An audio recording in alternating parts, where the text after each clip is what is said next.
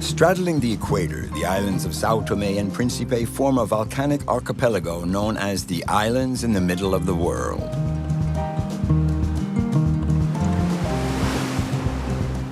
Situated off the coast of Gabon and isolated from the rest of the world, this is one of Africa's smallest countries.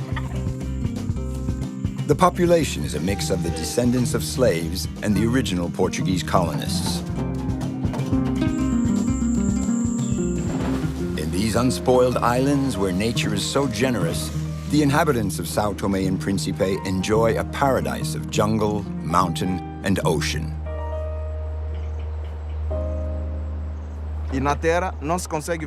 On land, we can't really see all this beauty. Out at sea, it's so beautiful. You have to be at sea. That's where you can see the reality of Sao Tome. That's why I love the sea. The sea is my lifeblood. The sea means everything to me.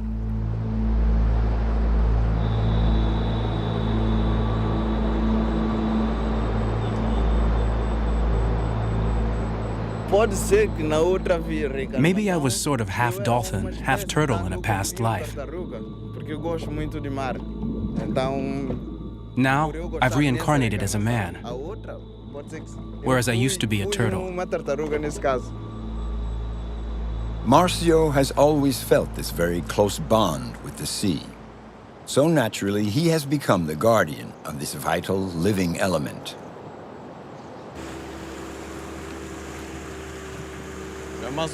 You can't see a thing. There's not even a single bird around that could help us out with the sign.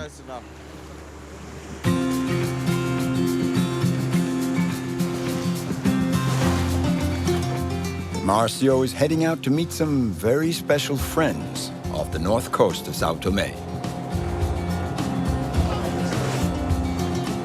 Look, there they are. You see how many there are? He works for Marapa, one of Sao Tome's first environmental protection NGOs. Thanks to this organization, Marcio has been able to live out his dream of protecting his unspoiled island and the wildlife that lives there.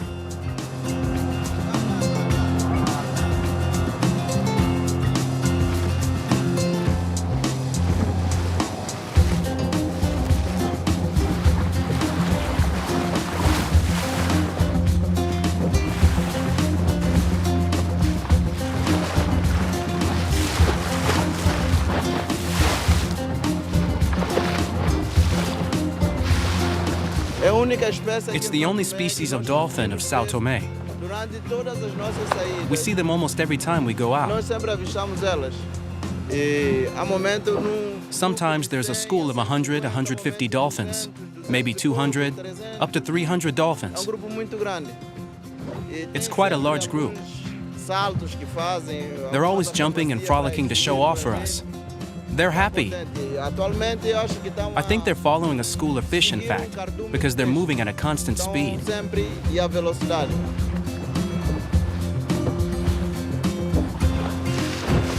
But we didn't expect to see so many today. It's just awesome. Marcio's photographs will be helpful in studying the dolphin population of Sao Tome.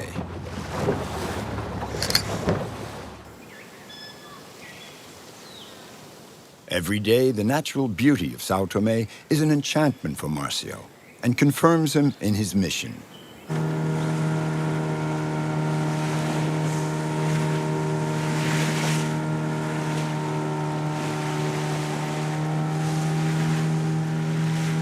Rounding a cape, he meets up with Joanna and her crew. They all work for the same organization for the protection of the archipelago.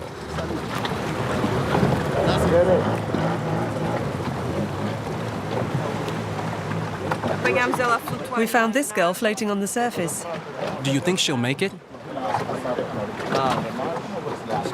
Looks like she's been this way for a long time. I've seen turtles that have survived with only 2 flippers, but this one... It was a shark. Here's what we're going to do. We'll bring her to the Roller Center. They have a pool there. Okay, let's go. Look, it was definitely a shark. The most common predators are the humans on land. This is rare out at sea. It's the first time I've ever seen a case like this one. A turtle attacked by a shark. This is natural predators. You can see the bite marks here of the shark. Sometimes you see female turtles up on the beach missing a front or hind flipper. And even so, they manage to lay their eggs. Sometimes we'll help them dig their nest, get their bearings. But with a nasty wound like this, If it's just one flipper, okay, they manage to survive. But when it's as bad as this, she won't be able to feed herself. Márcio, tá-se bem, fixe. Ok, a gente vê-se por aí. Tá. Força aí. Ok. Para vocês. Tá, para vocês também.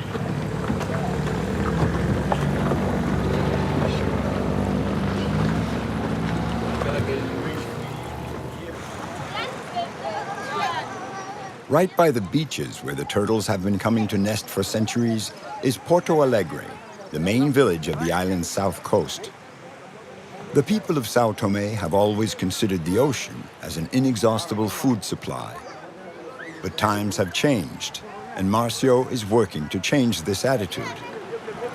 Yeah, 76. It's a size 26. This net has a large enough mesh. You're on your way to drop your nets now? Levanta hoje mesmo.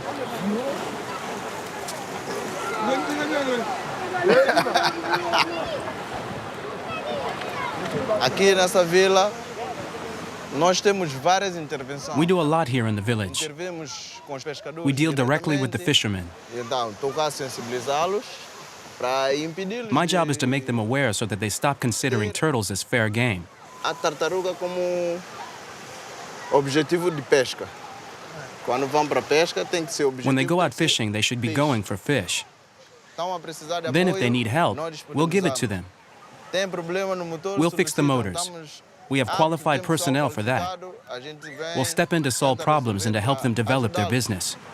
Nesse desenvolvimento. O que é que se orienta quando tartaruga cai nessa What do you do if you happen to catch a turtle? Por acidente, Accidentally, I mean. não é dizer que sou buscar. If it's dead, some people will take it home. Everyone's pretty cool about that here. Quando se larga um rio de pesca, nunca tá. Don't you ever happen to catch a turtle when you drop your nets? Yeah, it happens. But we're not allowed to bring it back to shore, though.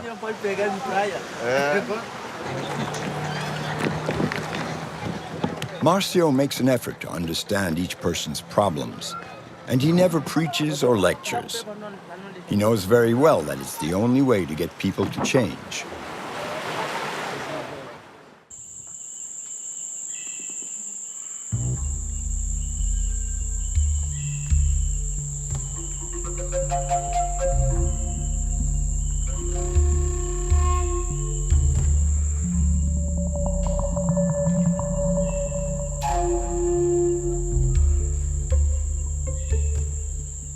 Preservar a vida natural. I think preserving wildlife on land and sea is crucial. É importante porque Because when you have people destroying, se uns abatem, you need others creating. outros têm que criar. Então, se vamos abatendo, todo mundo If we abatendo, destroy everything, the coming generations will have nothing left to see, seguirão, nothing to não tell, terão nada para ver, nothing to nada research. para contar, nada para investigar, nada para estudar. Então, preservando, a gente By vai protecting dar nature, vidas we're saving lives that could a uns, eventually be studied in the formas future. poderem ser estudadas e analisadas para o futuro. Então, As eu for me, vejo I look on preservação preservation também as como life, saving uma lives. vida, salvar vidas.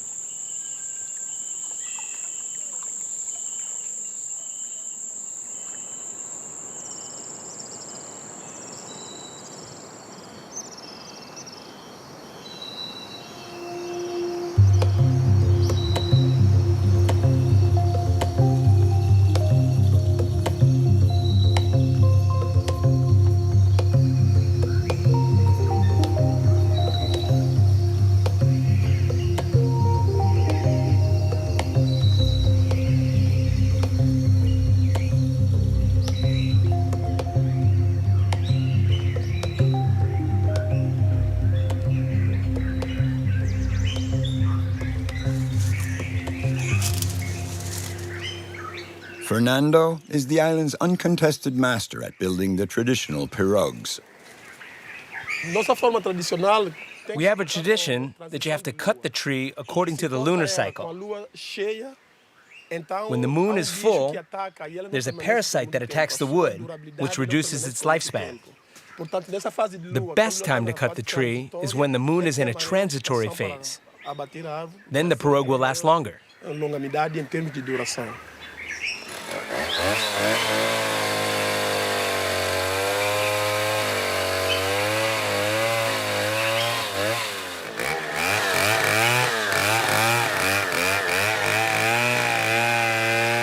They use wood from the kapok tree to construct pirogues. It takes 20 years for the tree to reach maturity and its full, imposing height. The fishermen also know this light, tender wood under the name of pirogue tree.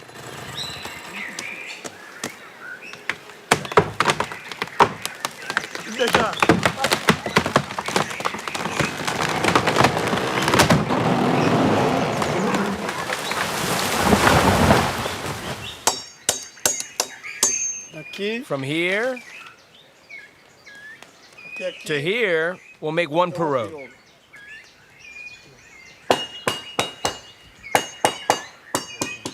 And from here to here,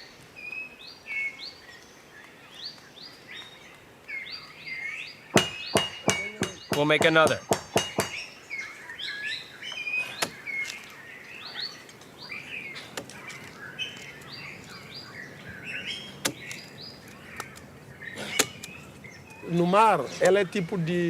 Out at sea, this type of wood won't sink if the pirogue capsizes. It doesn't go straight to the bottom if it turns over, so the fishermen can hold on to it while waiting for help. That's why this is the preferred wood for making pirogues here in Sao Tome.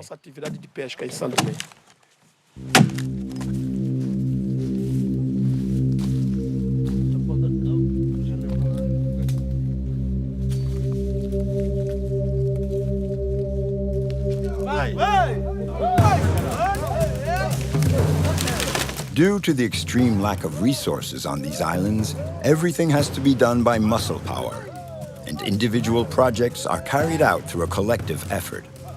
A new pirogue will be able to feed several families.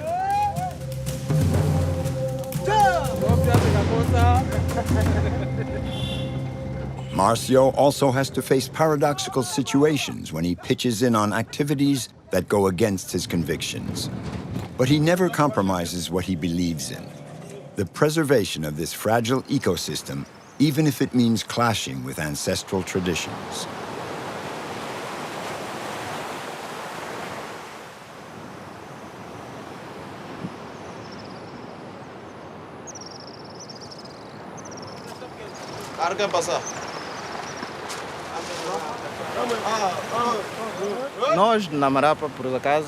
We at the Marapa NGO want the fishermen to give up their practice of chopping down trees because it's detrimental to nature. Now, we favor fiberglass or marine plywood boats. The tradition continues. It's been handed down from the past and will be hard to give it up. But we keep trying. It won't happen in one day or in 1 year. It's a long-term project.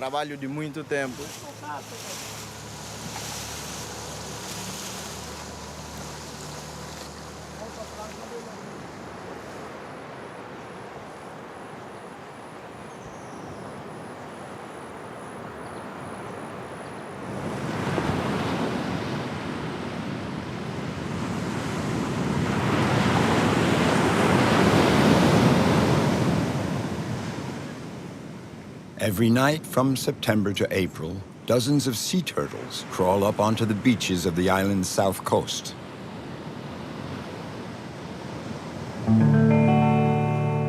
All during this period, Marcio organizes and takes part in nightly turtle patrols.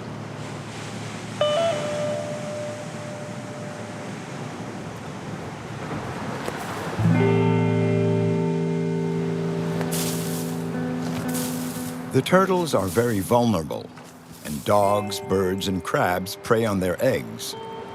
But the #1 predator is man, who sees the turtles as an easy source of meat.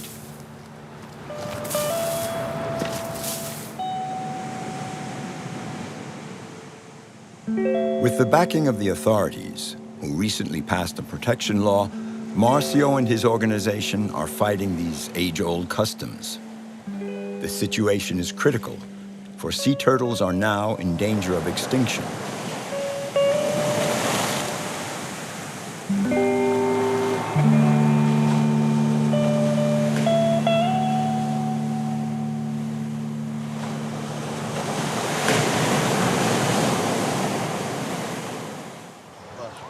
An incubator for turtle eggs, set up here in the village of Moro Peixe. This is the solution they've come up with to give the baby turtles a fighting chance at life. The eggs collected from the nests are buried in this pen, where they'll be safe for the 2-month incubation period. Hipólito, widely known as Papa Turtle, is heading this project. His father was a notorious turtle hunter.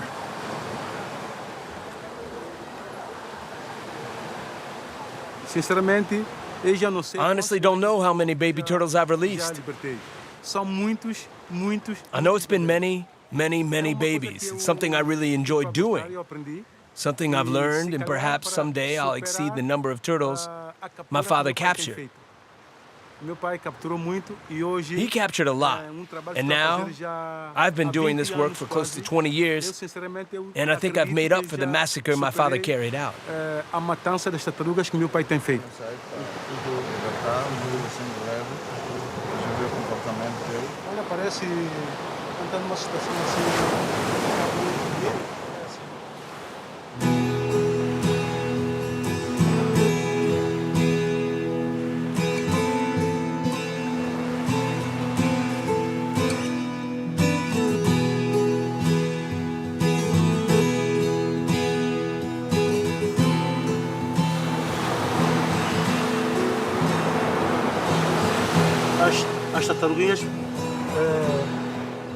These little turtles were just born today, so they're full of energy, and that helps them reach the sea. Yeah, they're raring to go.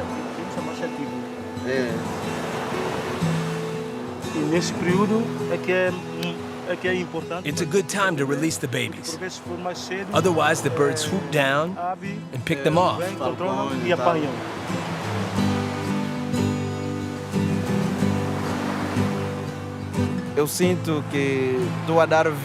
I feel like I'm giving life, a life that could create other lives, and that fills me with joy. I'm very happy when I do it. And who knows? With a bit of luck, they may swim off, then come back someday to say, "Hi there, thank you for allowing me to live."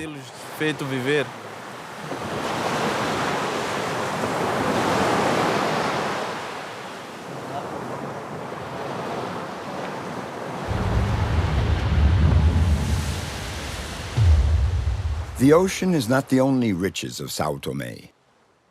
90% of this fertile volcanic island is covered with jungle.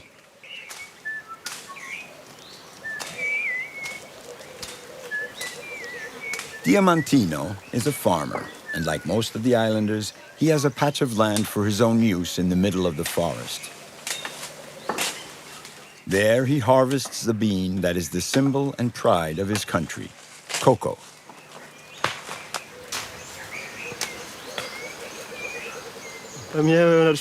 This is a very special place for me. It's my own little plot, and I work here during the day. Right now, there's not much cocoa because it's the flowering season. But you still have to work the land. It's the only way it will produce the next crop. If you don't do the work now, you won't get anything. You have to keep the land clear of brush.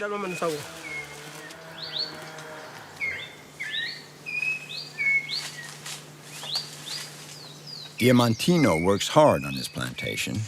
Even if cocoa doesn't bring in very much money, it's enough for him to live a simple, happy life.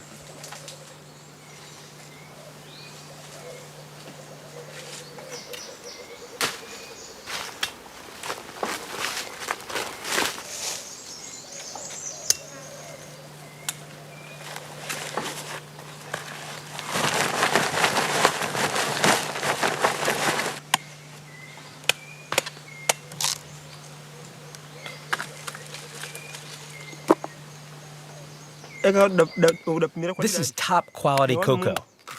Sao Tome cocoa is the best in the world. It's good quality. It's a luxury cocoa because it's totally natural. There's no chemicals.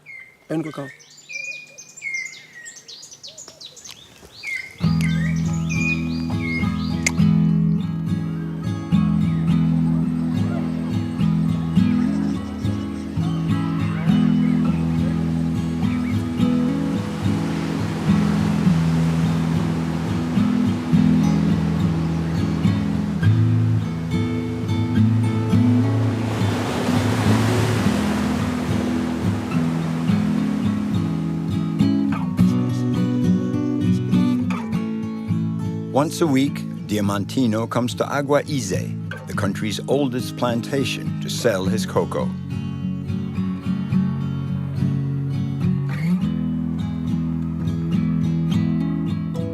Cocoa is inextricably linked to the history of these islands. It was introduced in 1820, and by the beginning of the 20th century, Sao Tome and Principe had even become the world's leading producer of cocoa. They were known as the Chocolate Islands.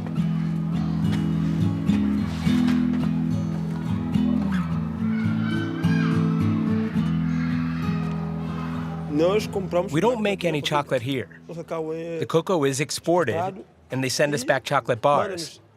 But it's poor quality. Before, when I was younger, we had authentic, pure chocolate. Now, we have something that's a poor imitation of chocolate.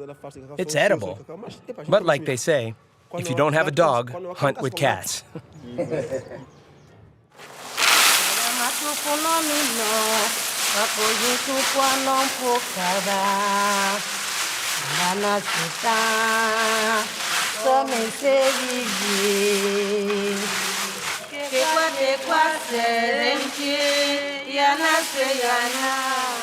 The golden age of chocolate is part of the country's past.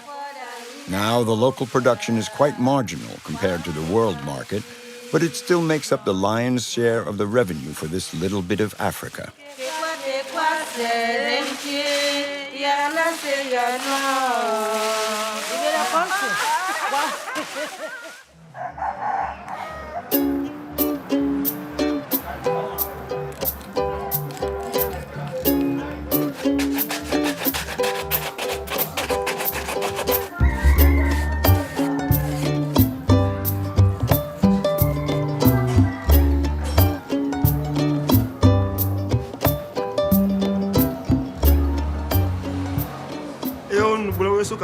I'm a lead singer of a Bulawayo group. My band is called Don't Worry. When there's a concert coming up and the stage fright is there, I feel good. I'm more at ease, I'm more cool, I'm happy. I feel like I've got some more class. It's just how it is. Bulawayo is the sound of Sao Tome. Diamantino and his group are all great at improvisation when it comes to setting up a concert.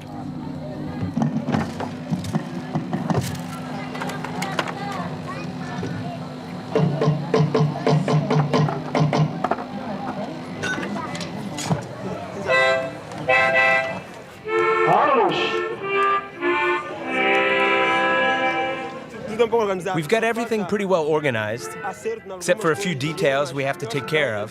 But I think we'll be starting soon. Everyone's ready.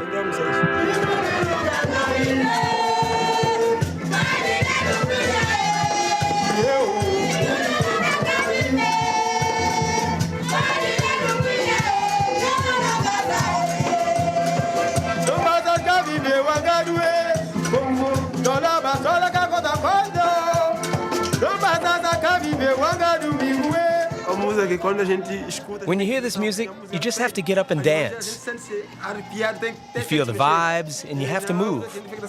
You have to get up out of your seat and just dance to show how much you like the music. Diamantino became a musician in order to get people together and share a good time. His music gives voice to his country's soul.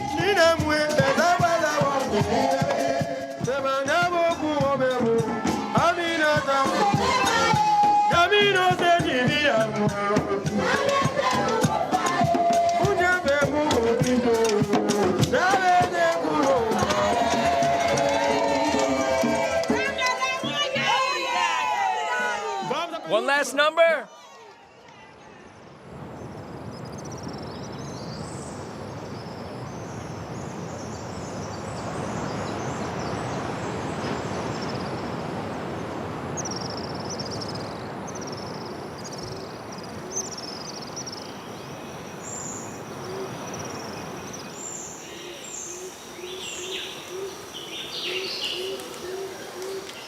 Okay, guys, be careful there.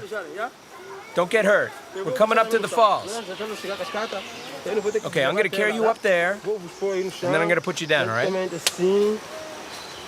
His plantation and his music keep him busy, but he always finds time for his 9 children.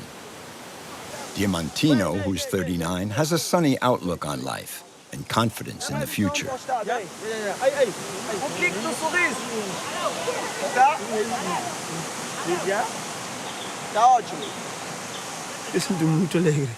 I'm a very lucky man. The unlucky ones are those God hasn't given any children to.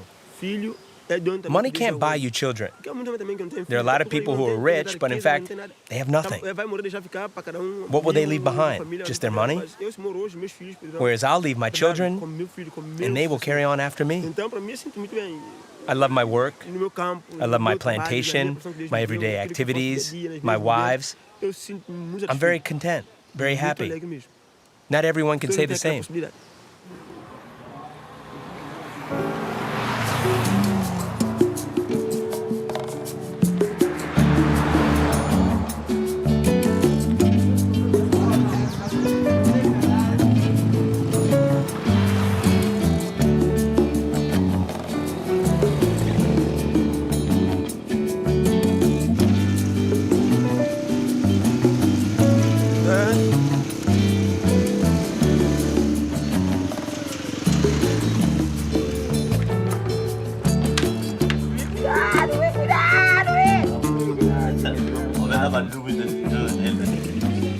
Thanks to his Bulawayo band, everyone in the neighborhood knows and likes Diamantino.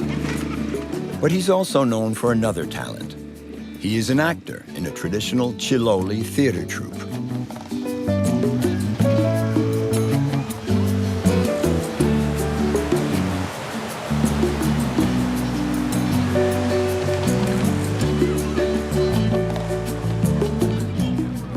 Ribeira Afonso is 2 hours from the capital. This weekend, there's a celebration in the village, and there'll be a Chiloli performance as part of the festivities.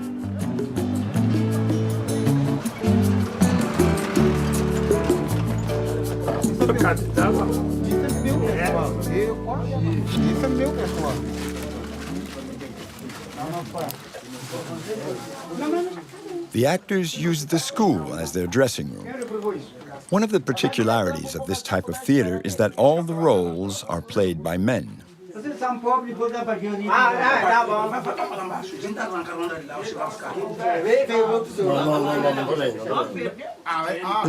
As for the Chiloli costumes, we may not have any money, but we always manage to come up with something. With a little bit of determination, we manage to get the costumes made. It takes an effort, but we have to do it. Where there's a will, there's a way, and if there's no will, then...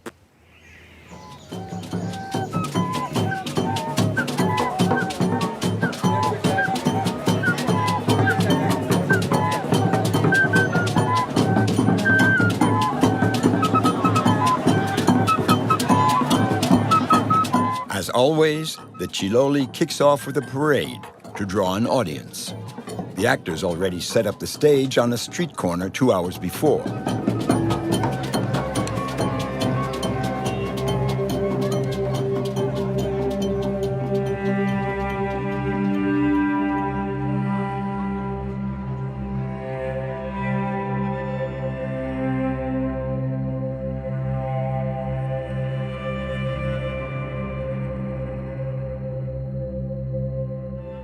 The repertory of Chiloli theater contains one single play, The Tragedy of the Marquis of Mantua and the Emperor Charlemagne.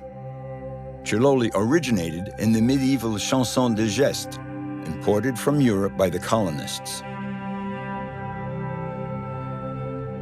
Behind the intrigue of this tragedy appropriated by the slaves, we can read a demand by the people for even-handed justice and a challenge to the established authority. Diamantino plays a leading role in this play that was created nearly 5 centuries ago. My character in the play has to go to court to free the page from prison and follow the trial through to its conclusion. I'm the lawyer.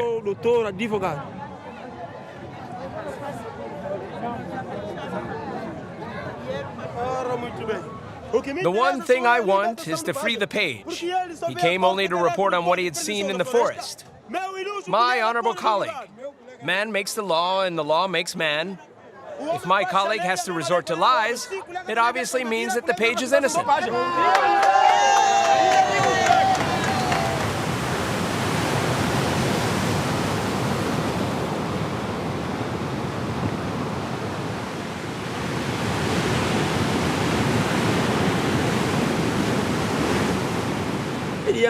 Eventually, I would like to record an album that would be played all over the world. Everyone would know me. Diamantino, the guy from Sao Tome. I would really be proud to do something like that. But for now, I'm here biding my sweet time. I hope someday God hears my prayers.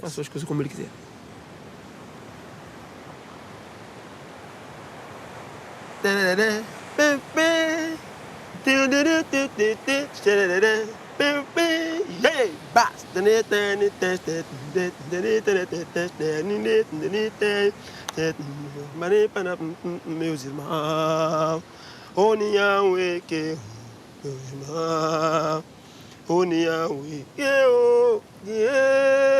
é uma chave para crescer nosso país, ganhar confiança e trazer felicidade.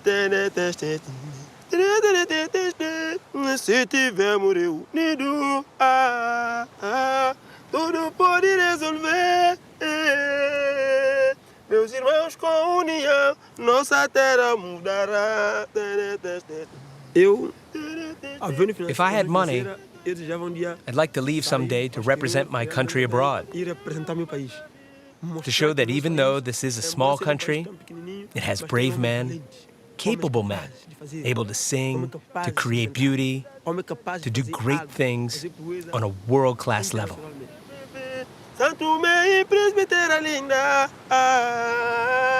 uma terra tão pequena.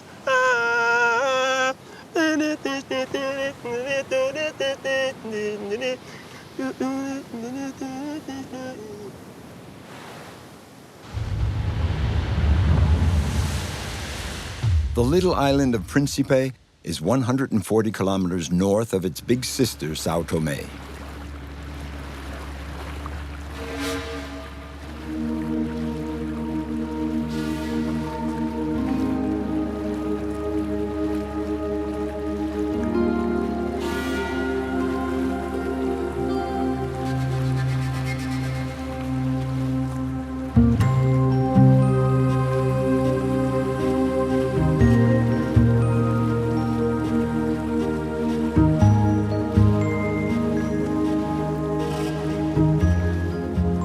Principe is a forgotten island, an unspoiled, protected land, caressed by the equatorial sun and the waves of the Atlantic Ocean.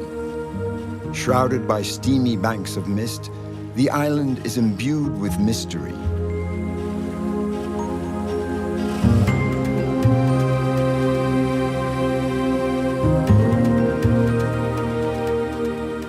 Maria is Portuguese, but she has adopted Principe as her home. She's doing research in ethnopharmacology for the prestigious University of Coimbra in Portugal. Maria is a specialist in plants and their medicinal uses. The first time she set foot on Principe 20 years ago, she realized that she had landed in the perfect spot for her.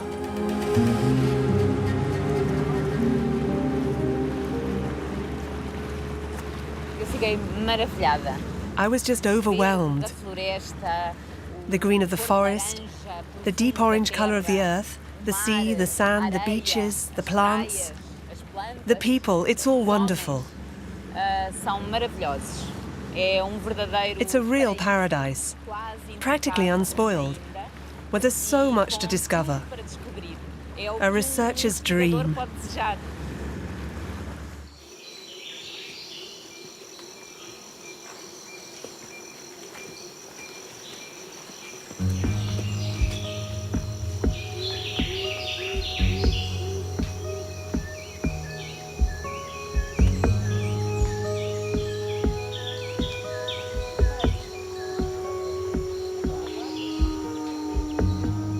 Discovering new treatments to relieve and heal people.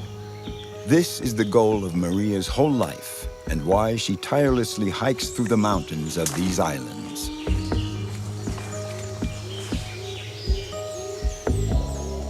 This intrepid, determined woman can't bear the idea that people are still dying of malaria when the solution could be within our grasp in the bark of a tree or in the heart of a tropical flower.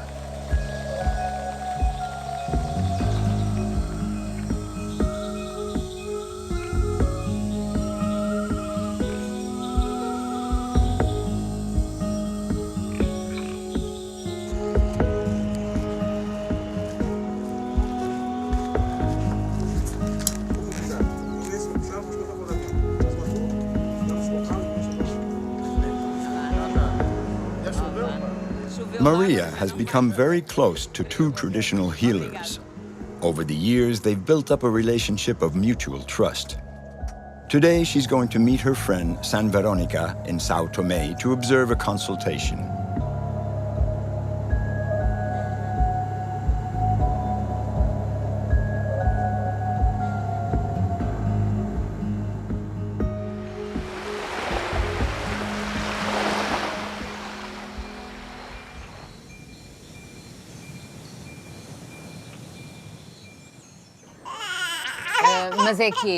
So you say he's constipated?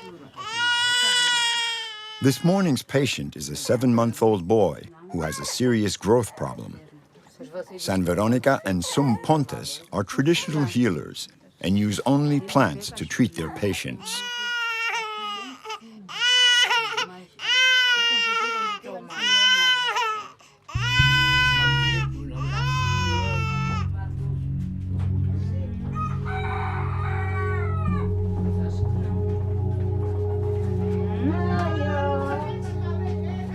The recipe of San Veronica's remedy is not written down anywhere, because this store of knowledge has always been handed down orally from master healer to apprentice.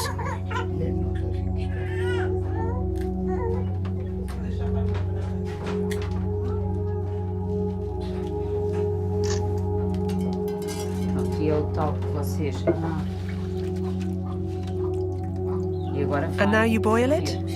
Right.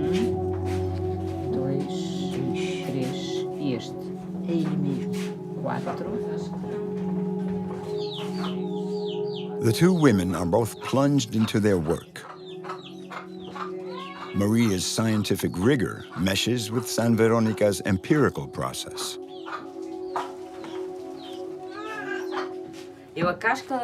So you grated the bark? You always have to grate the bark.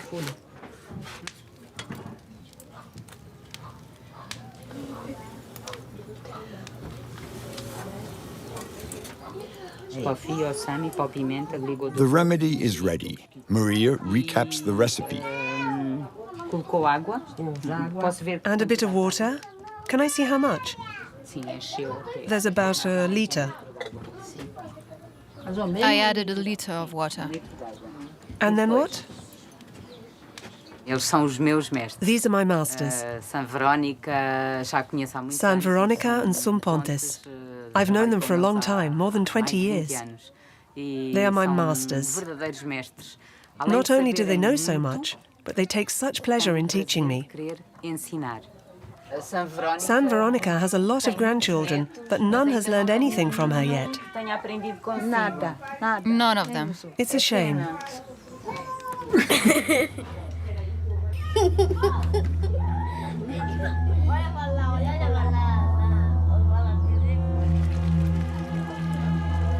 This ancestral knowledge of plants and medicine is gradually dying out with the last healers of the archipelago.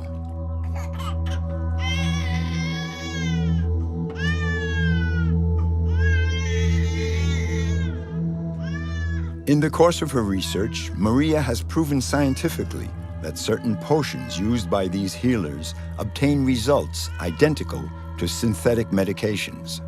The traditional medicine offers several advantages. It comes at a reasonable cost, and the plants are easily available.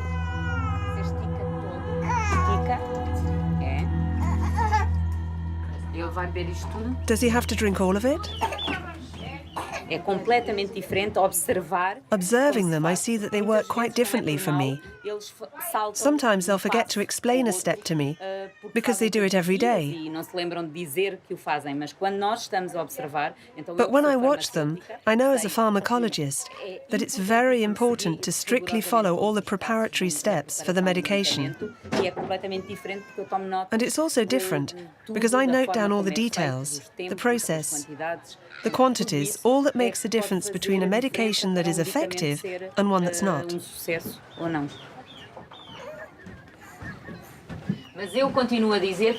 I really do think that a bit of sugar wouldn't be bad, just a little. To give it some taste. Because it is really bitter for a child.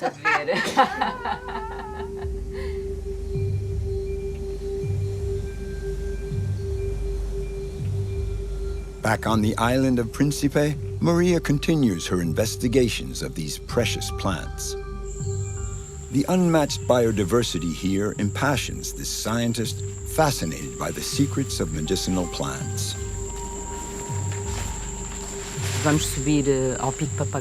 So now we're going to climb Papagaio Peak. We're going to look for 2 endemic species that live only on the summit.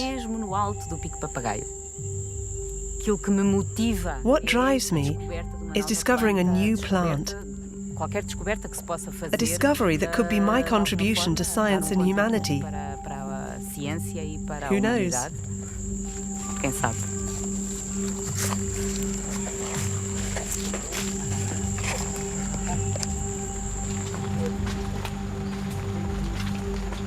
Here it is, here it is. This is fantastic.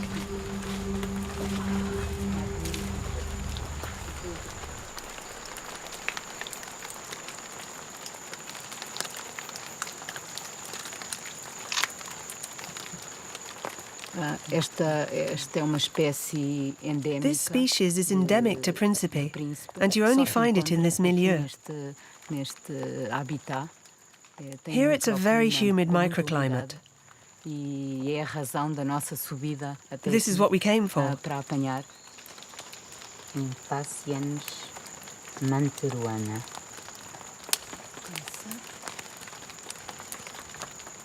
This specimen will be for the herbarium. We'll pick 2 of them, one for the university and the other for Sao Tome.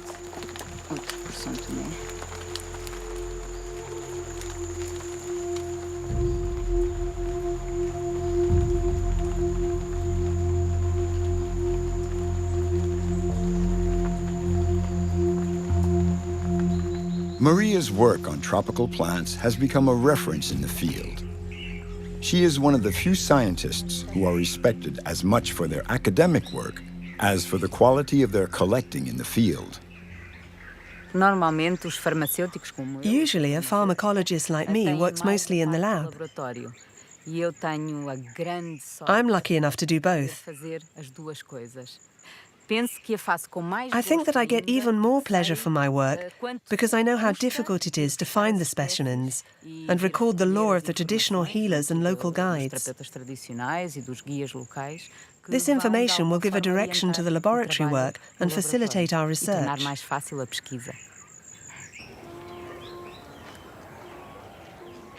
In her crusade for science, Maria has found an ally, the children. Her knowledge may progress with each work session with the masters. However, the research has no sense for her if it's not passed on and shared with the islanders themselves.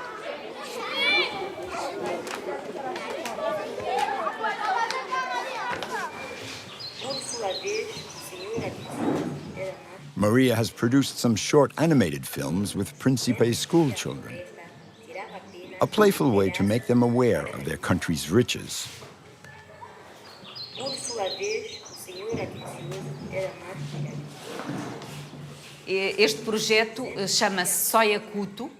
This project about traditional medicine is called Soya Kuto, which in Creole means short stories.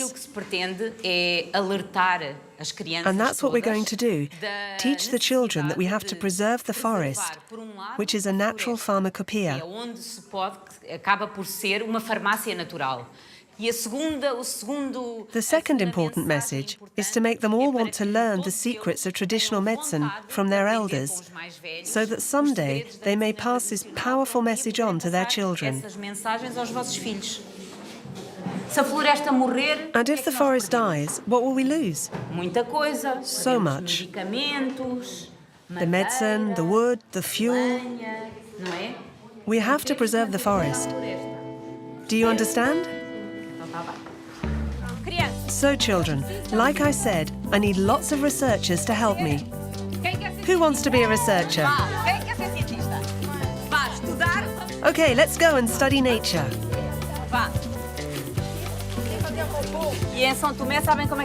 And do you know the name of this in Sao Tome and Principe? You don't know? Fiadola. Do you know what that means? Ear leaf. An ear leaf because it looks like an ear. And do you know what it's good for? Earaches and sore throat. Yes, well done. Come on, let's go and see other plants. After, this flower becomes a fruit with a little black seed inside. Have you ever seen it? The seed is something like an antibiotic. Now look. Pay attention. Here we have the fruit I was just talking about. What can it be used for? Shimonkoya. Rheumatism, yes. We use the fruit, not the leaves. Shall we go on?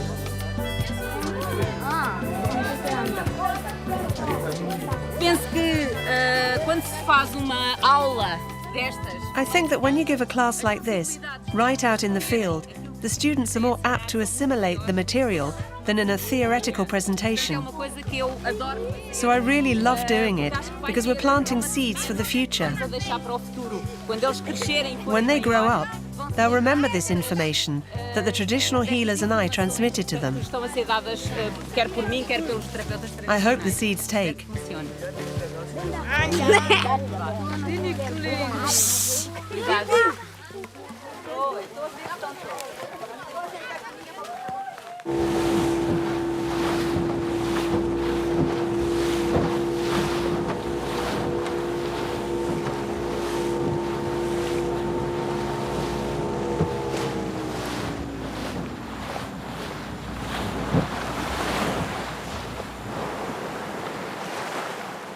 For 6 months of the year, Maria finds refuge here in this little corner of paradise. Far from the rest of the world, Maria is finishing up her latest book, the work of a lifetime. Thanks to her friends, the healers, this collection of medicinal recipes will see the light of day. The memories of the elders will soon be recorded and made available to future generations in the 3 languages used in these islands. As for her collection, Maria tirelessly sorts and classes each plant in a herbarium intended for her university in Portugal, with the hope that one of them contains the secrets of a new treatment. The discoveries continue. So far, we've managed to identify 350 plant species used in traditional medicine here. And every time I go off on an ethno-pharmacological expedition, I discover 1, 2, 3, 5 new species. I think there's a lot to discover and study. It's wonderful.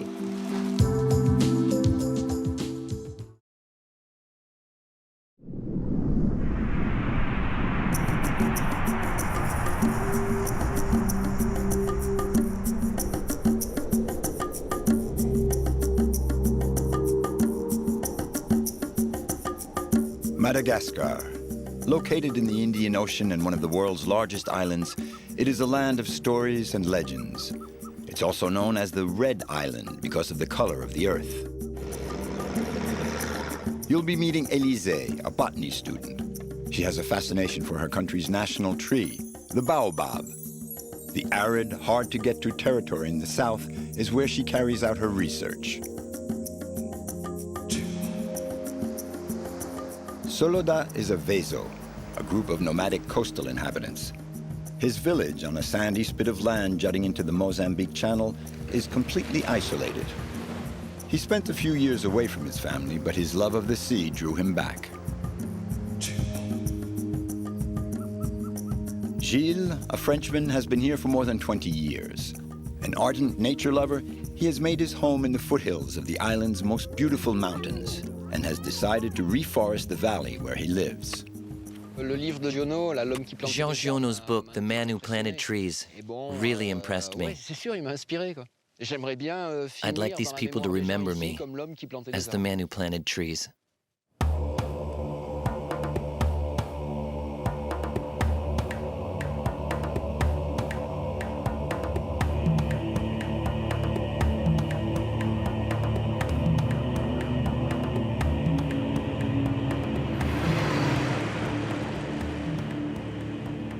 Madagascar is a vast territory in the Indian Ocean off the southern coast of Africa.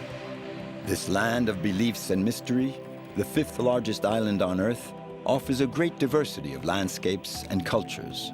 A trip to Madagascar is always spiced with adventure. There are very few roads off the central highlands to the northern forests and into the arid plains of the south. Discovering Madagascar means, above all, slowing down, adapting to island time.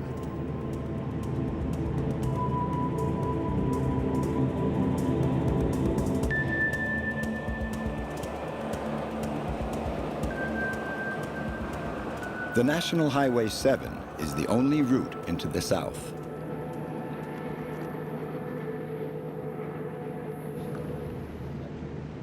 Elise and Tantel are both botany students doing research. They're off on a long trip to the Land of Thorns, the vast region in the southernmost part of the island. We cover hundreds, even thousands of kilometers to get there. At least we're doing it in a bush taxi this time. Sometimes we travel by ox cart or even by boat. It's an adventure every time. Elise is doing her doctoral thesis on a tree that is recognizable at a glance, but which in fact is not very well known, the baobab. The Malagasy here call it the Renala, meaning mother of the forest.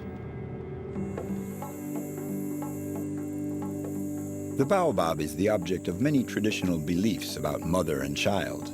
Its trunk is straight and massive, its bark very smooth, and it has a tender heart. The baobab is the symbol of fertility.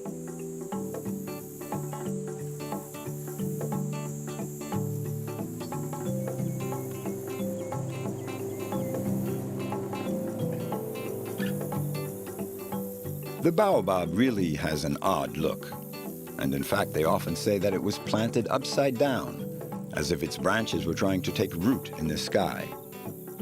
There's a legend that says, in the final days of creation, the gods realized that they had forgotten to plant the baobabs, so they just tossed them down from the heavens.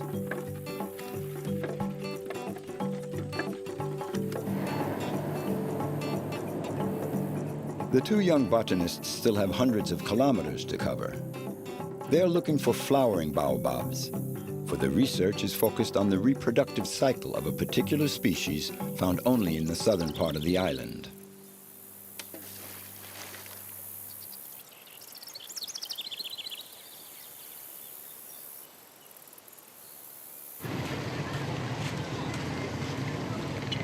Toliara, the major city of southern Madagascar. Elise and Tantel still have a ways to go. They left the capital 2 days ago and have crossed half the vast island with a single goal in mind: to find a baobab that is just about to flower. We think there's a sort of hybridization going on in the baobabs. So I'm going to try and find out just how this hybridization works. Of the world's 8 known species of baobabs, this large island is home to 7, and 6 of those are endemic to the island. Some of them are hybrids, and Élysée is seeking to solve this enigma.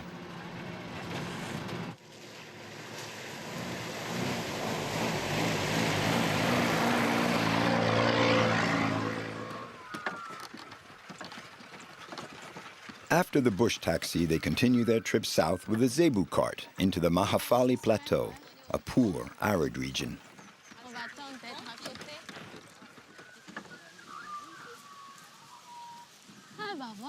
Here we go. Just what we need. The mystery surrounding the baobab is the mystery of the reproduction of all living beings, of the fragile balance of nature, the life cycle of flowers, pollen, and insects.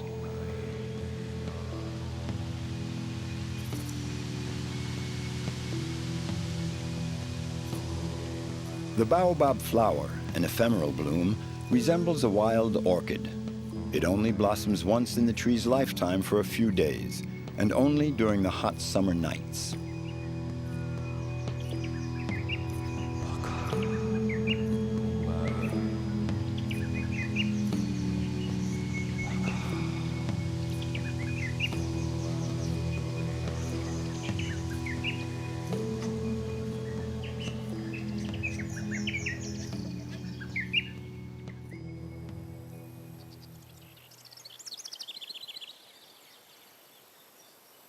Tser and Dilf, 2 climbers specialized in trees, will be helping Élysée carry out her observations.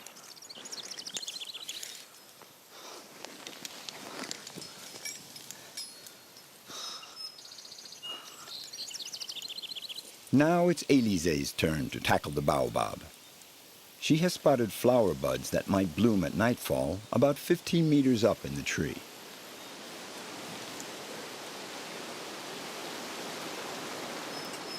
The very first time I climbed a baobab, I felt right away that I was in my element.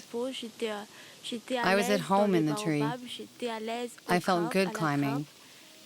I really felt good with everything having to do with the life of the baobab. And maybe I feel I was destined to study them after such an experience.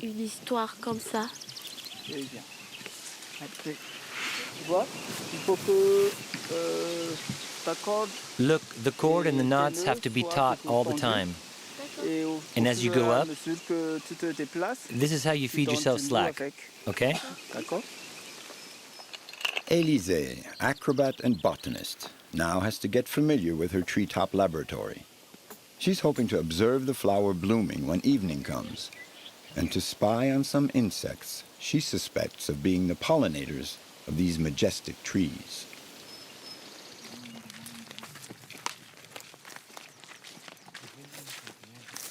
This parched land covered by thorny savanna and shadeless forest is the land of the Sakalavs, an ethnic group whose character has been forged by their harsh environment.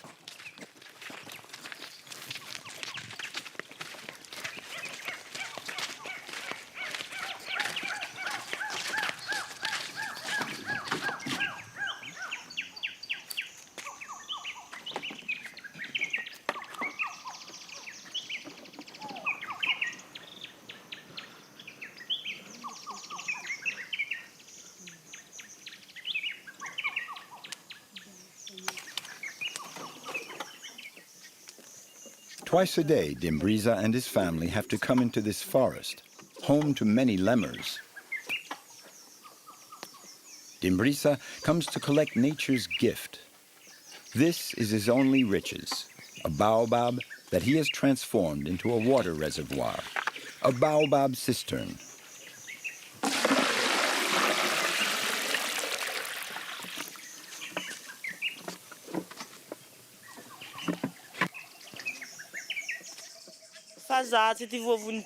We're used to managing our water from day to day.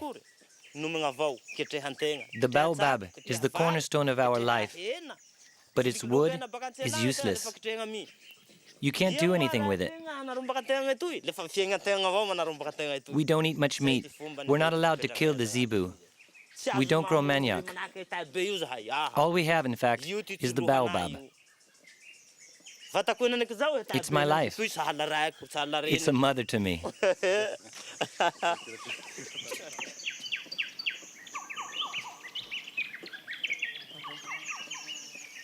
Dimbriza has hollowed out the tree trunk down to a height of 1.50 meters. This doesn't harm the tree and allows it to continue growing.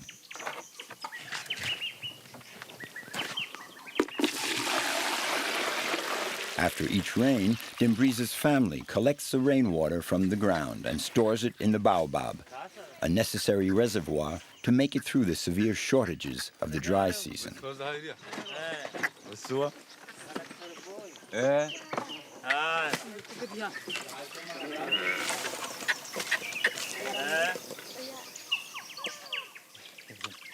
Here, more than anywhere else, water is scarce, and so even more precious. On the Mahafali Plateau, finding water is a constant worry. The water from the baobab cistern meets the normal needs of the whole family.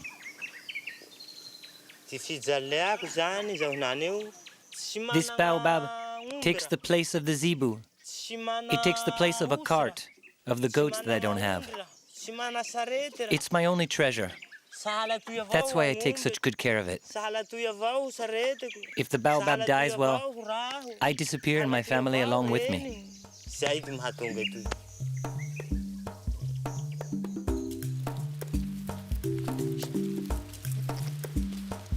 For 3 days now, the little crew of scientists and climbers have been camping in the bush at the foot of the trees. At first, the villagers were surprised by their setup, but now they've become a regular local attraction. One has to admit they are an intriguing sight.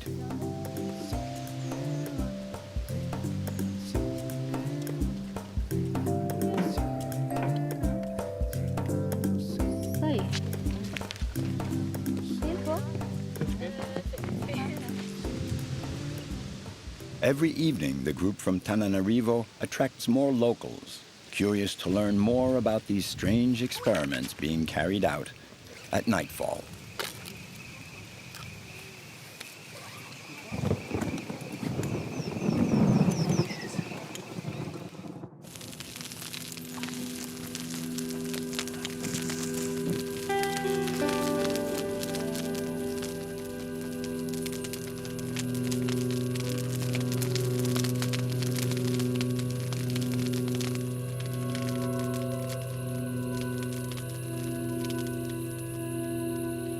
For a long time now, scientists thought that the only pollinators of the baobab were lemurs and bats.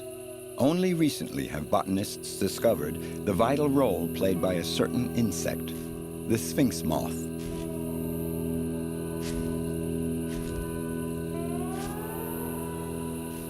The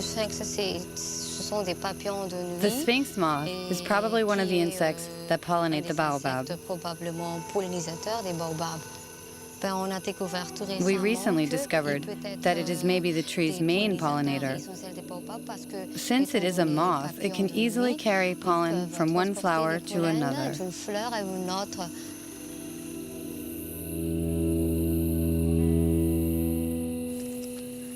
Élysée, Dilf, and Tser are getting ready to spend the night suspended between sky and earth. Up in the baobab, everything has been readied to observe the blossoming of the flowers. Now it's up to nature to play her role.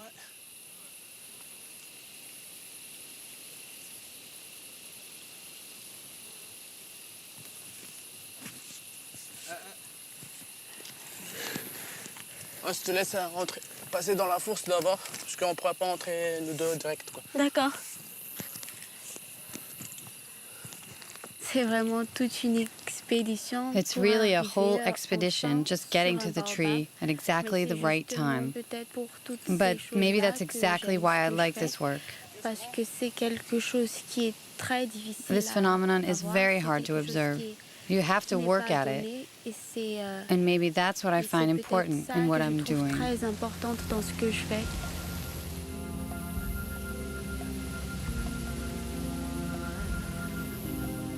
There's like a shudder of nature, a stirring, sign of its amazing vigor.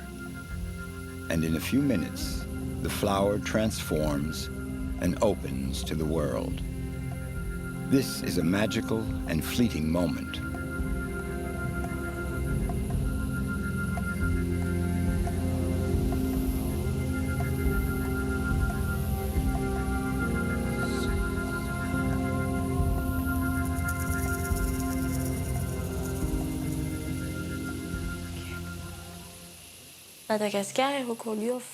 Madagascar is known for its very rich biodiversity. So if the baobab were ever to disappear, we'd lose a treasure. We'd lose our culture as well, and our identity, because the baobab is Madagascar. Élisé's research has just begun. She wants to learn all she can about the baobabs in order to protect them. No one knows how to tell the age of a baobab. These imposing giants of nature must surely be over 1,000 years old. Testimony to the island's rich biodiversity, the baobabs have centuries of Madagascar's ecological history engraved in their flesh.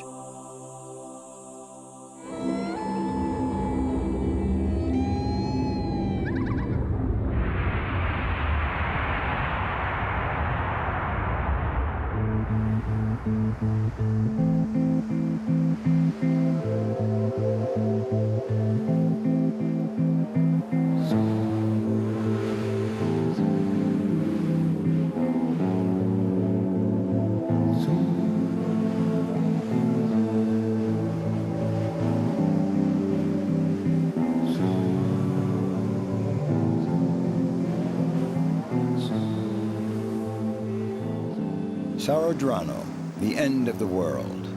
Living here means adapting to extreme isolation.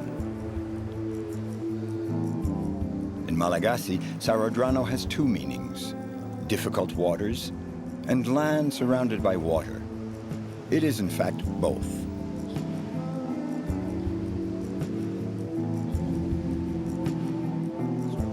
We're in a village of the Vezo, Madagascar's great seafaring people, the nomads of the sea.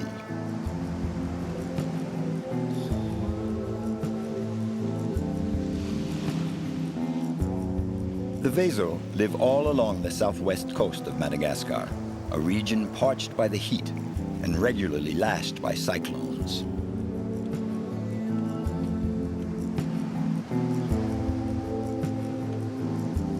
Right from its early settlement, Sarodrano has turned its back away from the land and towards the sea.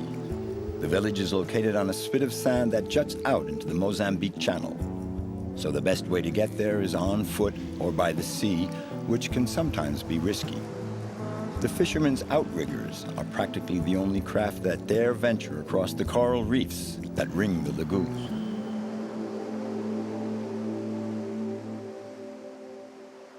Coming into this village is like landing on an island.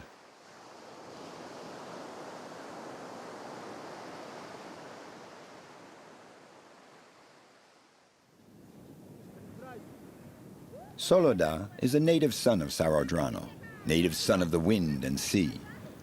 The village has its daily routine. Every morning and evening during the cooler hours of the day, they go to fetch water. Our village is called Sarodrano because before there was no water here. They had to go buy it in the neighboring villages. And that's what they had to do back in the olden days. Here, we have enough to eat.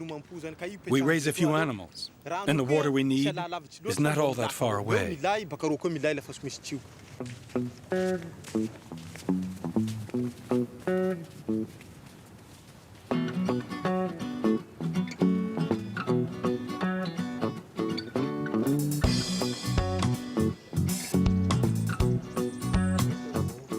The Vezo live in a quiet backwater away from the bustling world. Nature is the only thing that shapes their existence. In spite of the rudimentary conditions, Soledad is quite attached to his remote region.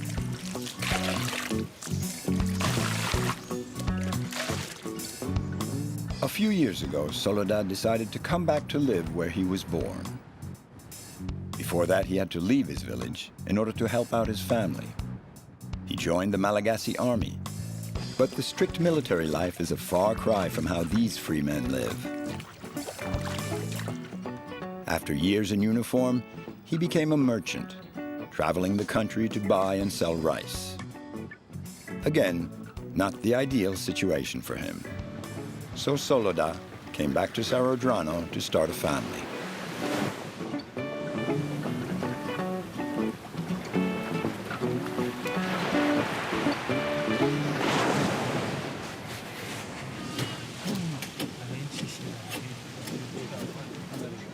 This is Soledad's family clan, 3 generations living in peace and harmony. Even though they are gradually becoming more sedentary, the Vezo have remained nomads at heart, as Soledad's father, the patriarch of the family, has always been.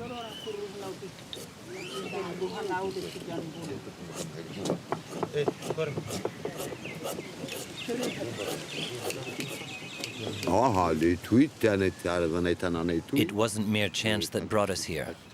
It's the will of the Creator that led us to this land. Before we were truly nomads, when there were no fish, we'd travel a long ways to find them. We'd settle in other fishing villages. The sea always wins in the end. She is mighty. We, men, we come and go, but the sea, she never dies.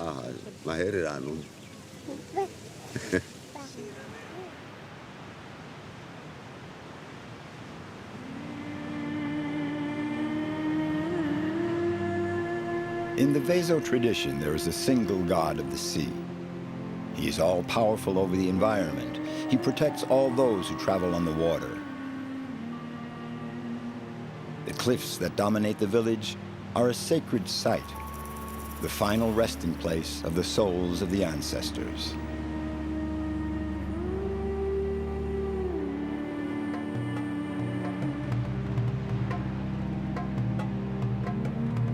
For the Vezo, the spirits are everywhere. They hover over the sea and ensure the happiness of the living. But apart from their beliefs, the only thing that the fishermen have to face the elements is their long experience of the sea.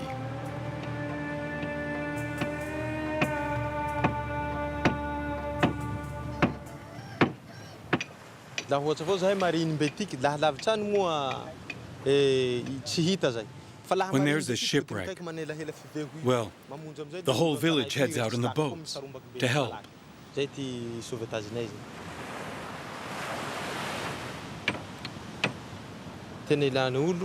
The carpenter is a very important person in the village. The fishermen come from all the neighboring villages to have their boats repaired. Boats come in every day here for repairs.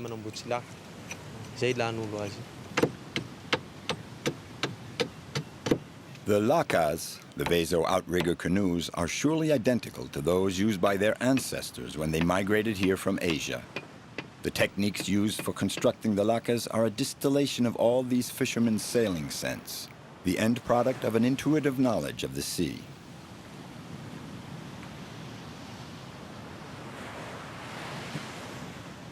The boat is the heart of the Vezo people.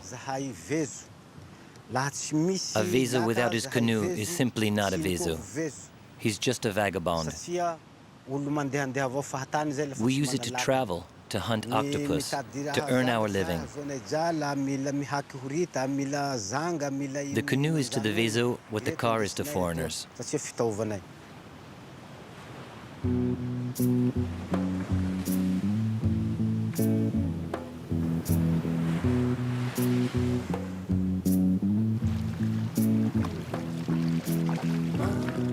The elegant gesture of the Vezo. In Malagasy, Vezo means simply one who paddles.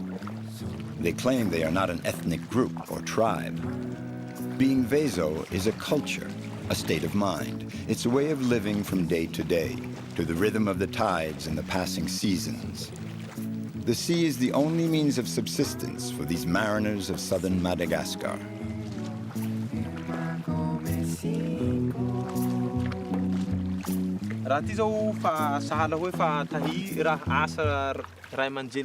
Parents teach their children to sail very young, whenever they have spare time. This is the heritage that gets passed on. When children know what they're doing, they're put out to sea alone in the boat.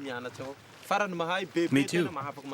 I'll teach my children everything I know about the sea, because the sea is the Vezo's Bible.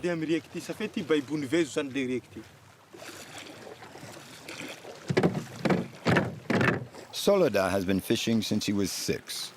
To scare the fish and drive them into the nets, it's always the same age-old technique. When I come back to the village at noon, I decide then whether I'll go out again in the afternoon. It all depends on the morning's catch. If it's still no good in the afternoon, I'll go out again at night for shrimp. And that's what goes on in a fisherman's head.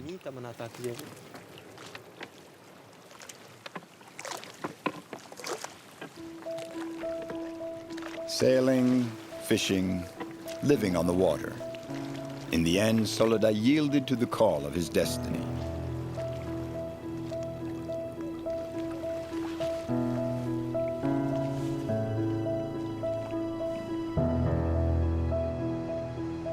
The Vezo don't do any farming. They don't raise cattle. They live from and for the sea. It's their most precious possession.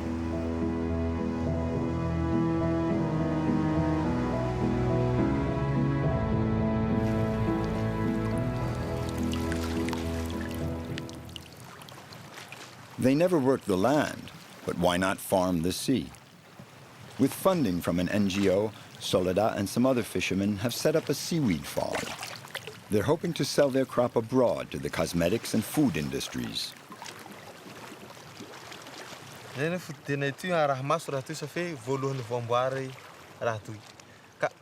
When the plants are young, you have to take very special care of them every day. Check that there are no dead or broken branches. Because if you don't take care of them, the seaweed could die. And then if you get bad weather, there could be damage from floating debris. We don't have television to check the weather forecast. Sometimes we listen to the radio when we can. Otherwise, we watch the wind and listen to the sea.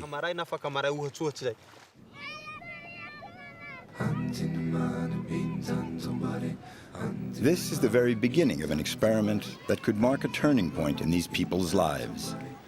The seaweed shoots aren't mature yet, but if the project is a success, it will ensure them a steady source of income.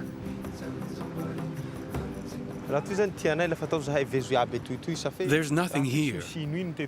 It's untouched land. And we love it. We feel at home here. And the sea is full of food. The Vezo are attached to this place. We're not allowed to sell it. It's our heritage for future generations, so that they too can benefit from this spot. We feel good here. It warms our heart. There are a lot of people in the village, and we're happy. The Vezo are a free people, a tightly knit group that help each other out. If nature doesn't have any nasty tricks in store for them, Soledad and the fishermen of Straddling may very well make a success of their project to farm the sea, their source of life, their sole riches.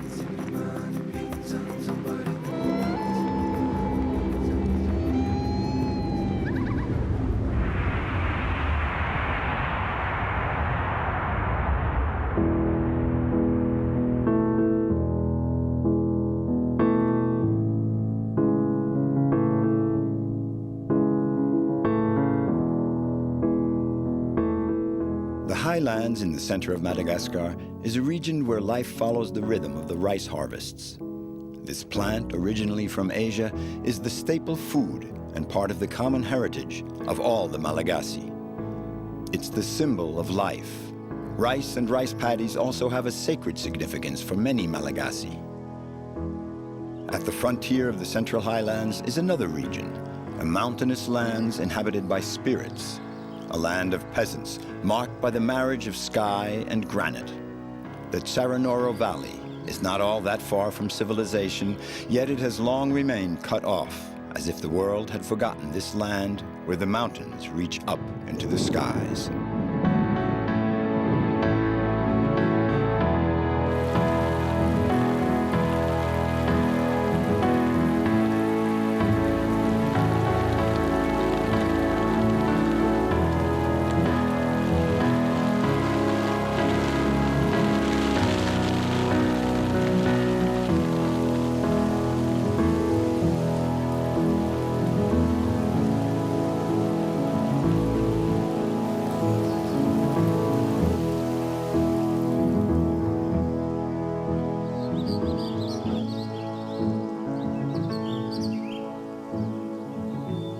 Gilles left his home in Marseille when he was 20, crossed Africa on foot, and lived in the Comoros Islands.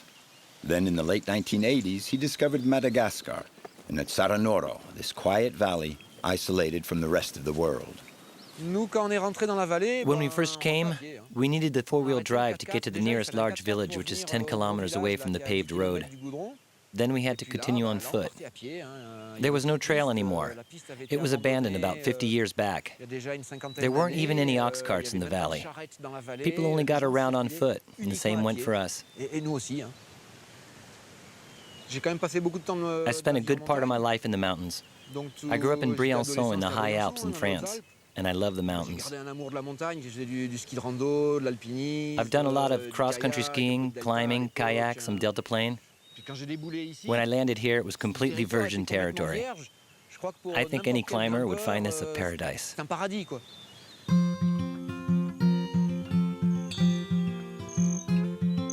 For Gilles, the Tsaranoro Valley was a revelation. He literally fell in love with this spot. And ever since, this nature lover has been covering the length and breadth of the valley to satisfy his yearning for nature.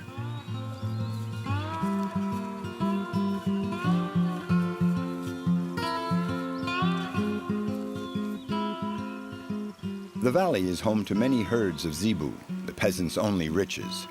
But these animals are often the booty of human predators, the dahals, zebu thieves who strike at night. 800,000 head of cattle are stolen every year. It's a serious problem for Malagasy cattle herders. Originally, it stems from a tradition. If you were a man and you wanted a wife, you had to steal a zebu at least once in your life. Now it's gotten out of hand. I don't know if it's a mafia, but there's a feeling of insecurity in the rural area. It's emptying the countryside. It's become depopulated because of this fear of rural banditry. It has nothing to do with tradition anymore.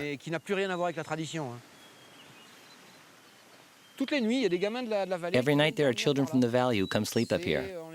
They call them the eyes of the mountains. They keep an eye on the herds.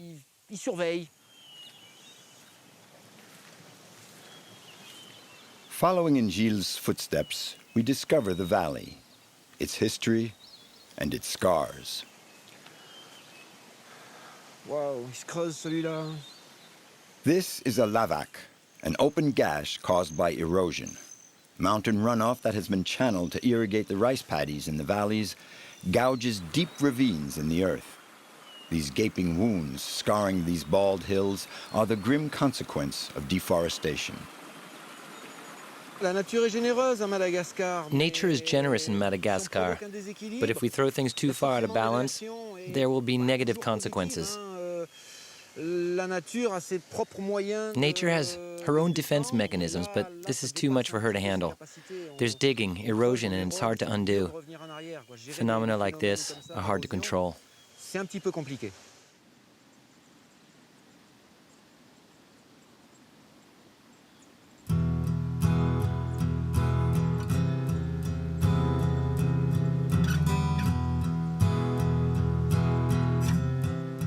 Today, Gilles and his hiking buddy Noah are getting ready to climb a cliff face overlooking the valley. The highest cliff here is 800 meters, and it's a notorious challenge to extreme rock climbers. This imposing granite wall is still unconquered. Not even the world's best climbers have managed to climb it in one go.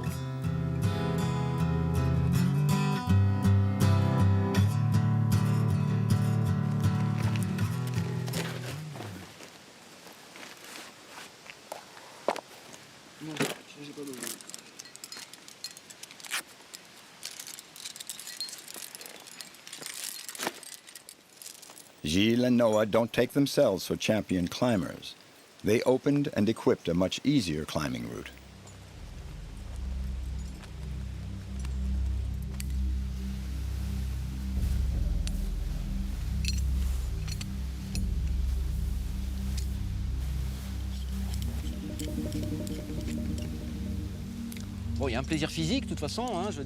There's the physical pleasure. Climbing can be very physical. There's the pleasure of the gymnastics and the movements on the rock. Then there's the idea of pushing yourself. The little athletic challenge. Can I do it? Yes, I can. No, I can't.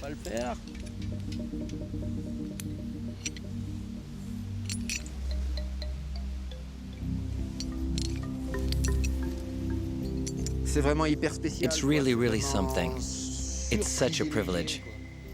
You look out on the valley and you're the only one out there. So peaceful.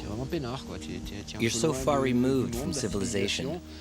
You won't see a single telephone pole, a single road. Maybe 2 or 3 cattle herders, but you're really alone in the mountains. You can come and go as you please, and there's absolutely no one you have to answer to.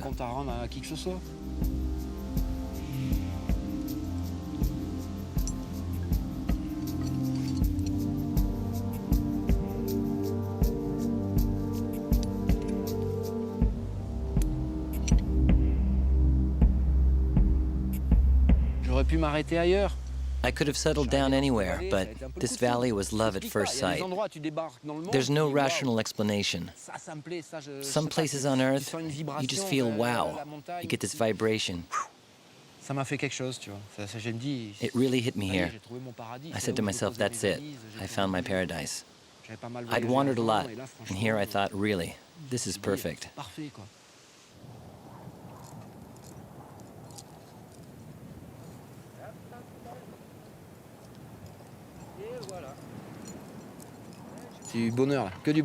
This is pure bliss.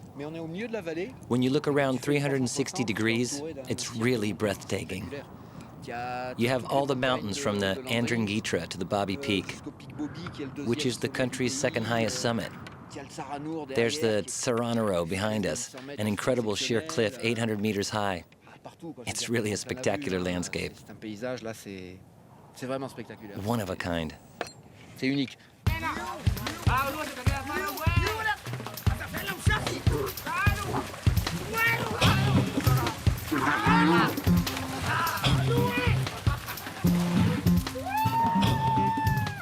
The Saranoro Rodeo, a rice paddy bullfight. Trampling the rice paddies, it's a tradition and the teenagers just love it. It takes courage and daring to play this risky game. It's meant to prepare the rice fields for planting by churning them up into muddy wallows.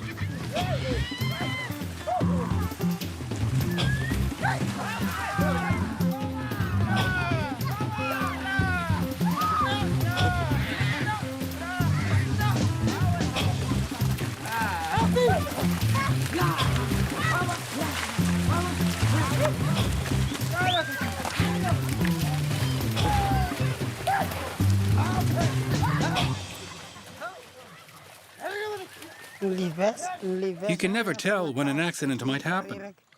If something goes wrong, we just have to tough it out. Accidents happen with the zebu mainly when you don't follow the advice of the adults. They tell us to watch out and to always be alert. This valley used to be nearly all covered with forest. Slash and burn farming has had devastating results throughout the vast island. But out in the countryside, there's no other solution but to burn off the brush to regenerate the soil.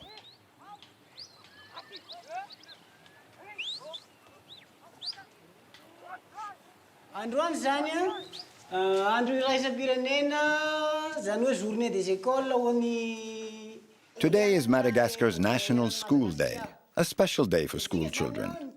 The pupils of Emile, the valley's school teacher, are going to plant trees today. It's not merely a symbolic act. It's a concrete gesture in favor of the environment.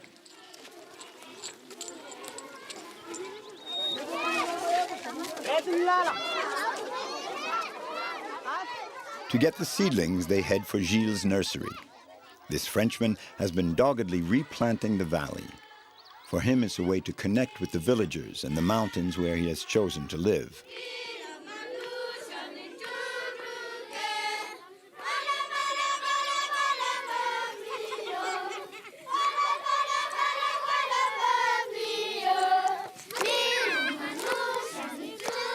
Gilles' nursery is open to all the local inhabitants. Every year, Gilles plants over 100,000 seedlings. Ça va? Ça va? Ça va et vous? Voilà, mademoiselle.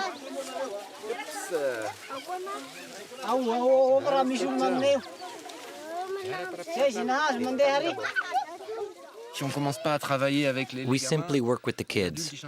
The adults won't change. It's too late. So every year at the same time, the children come and plant trees. When they're grown up, when the rains come, they'll continue to plant on their plots of land and little by little get the forest back into shape. Throughout the island, school children devote 2 days a year to their natural environment. The school in the valley is a green school, sensitive to questions of agriculture and ecology. The school program is designed to stem the rural exodus. The whole philosophy is directed at getting the school children to consider making a life for themselves right here in the valley. And this is Gilles' goal as well. To that end, he has founded an association to reforest and protect the Saranoro Valley.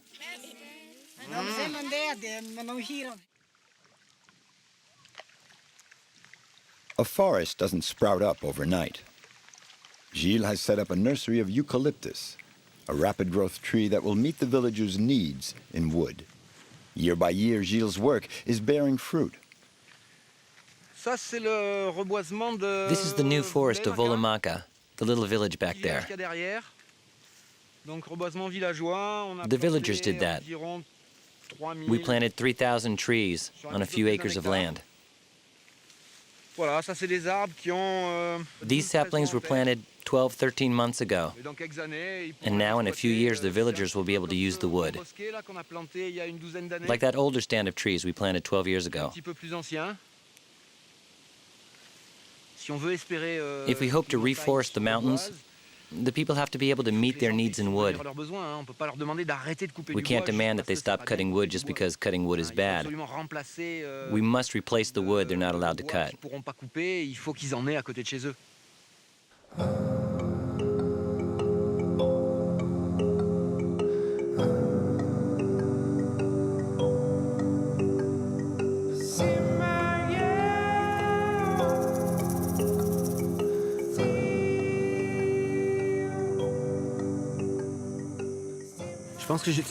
I think I was meant to live here on this land. Deep down, I believe I was destined to live here. Not just here in Madagascar, but here in this valley.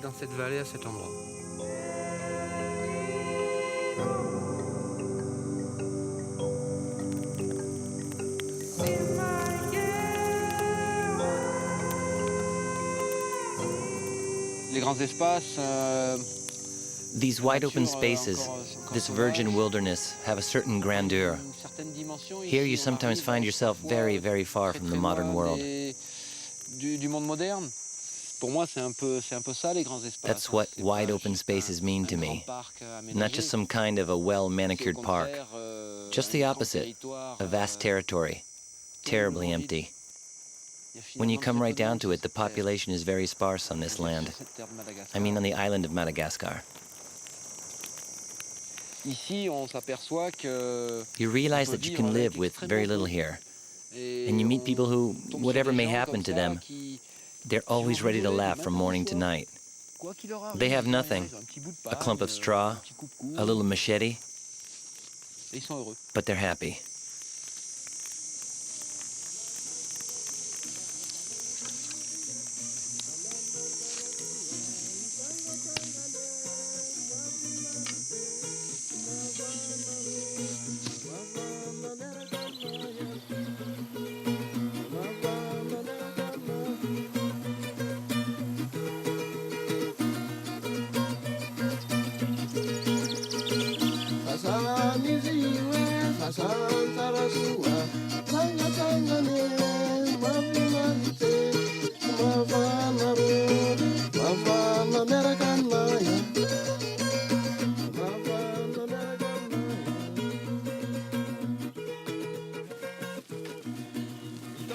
Operation Tree Planting. At dawn, Gilles heads up the hill. It's the rainy season, time to plant. Over the years, Gilles has formed a crew of planters, a group of villagers won over to his cause. They plant young seedlings and also use Gilles' own particular technique. These balls are seeds coated in a mixture of dirt and zebu dung. The results are kind of haphazard. 15 to 20% of the seeds take root, but that's not the most important thing. These hills are extremely bare. They've been ravaged. Even planting a tree, a little seed is already something. My little association can't reforest the whole valley, all of Madagascar, the whole planet. We're trying to set an example. Look, we're planting. Just wait 2 or 3 years and you'll reap the benefits. There are trees that are beginning to bear fruit, so there are concrete results. On the road we replanted, when it's hot, people walk under the new trees. They stop and rest in the shade. They're starting to see the positive results. Erosion is starting to diminish. So we hope that by showing the people what action to take and what it can bring to their land, it will convince them to reverse the tendency, which is still to clear the trees to make pasture land.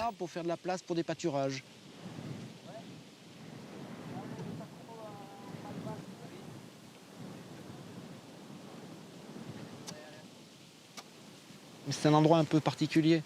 This is a kind of special place, Candalosa. It used to be a royal palace, and there's a funny story about it. The king was cruel with his subjects, so the subjects reacted towards him like one does with an abusive king. Well, they didn't decapitate him because it's taboo to draw royal blood here in Madagascar. They suffocated him. They suffocated him with bananas.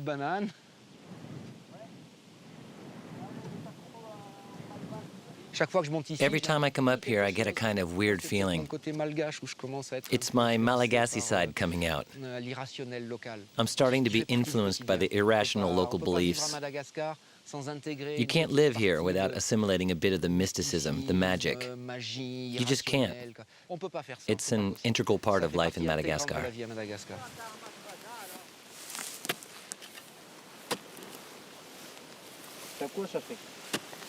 Ah, c'est des bons coups.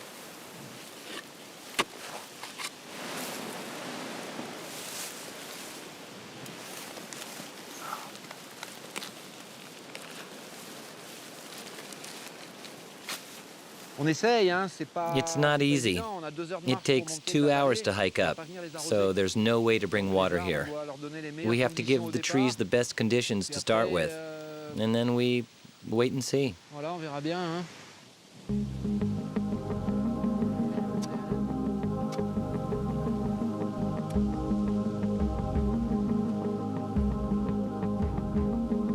In a few decades, the children of Saranora will be able to look out on their valley that's green year-round, and, as Gilles hopes, covered with forest.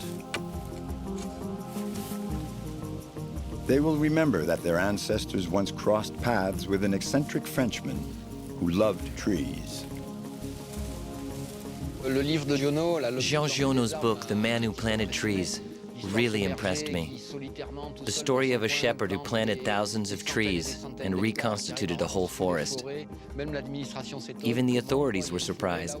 What's this? A new forest? That left its mark on me. I'd like these people to remember me as the man who planted trees.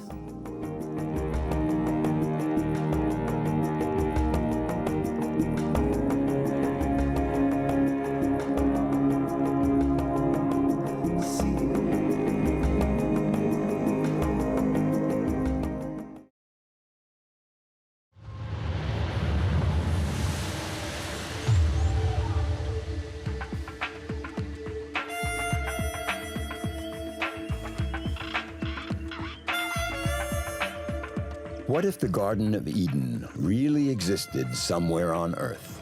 Botswana, a land of savanna and desert in southern Africa, is heir to a wealth of wildlife.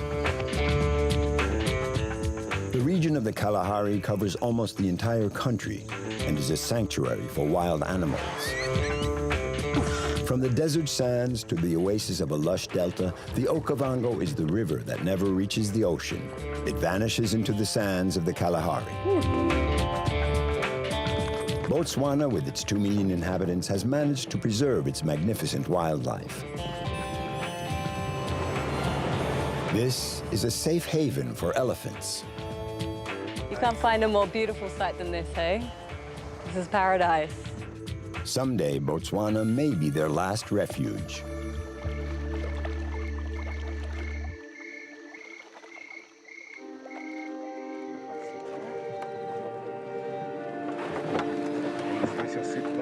Tempe Adams, a young Australian biologist, has been studying African elephants, and for the last 4 years has been living an adventure here in Botswana.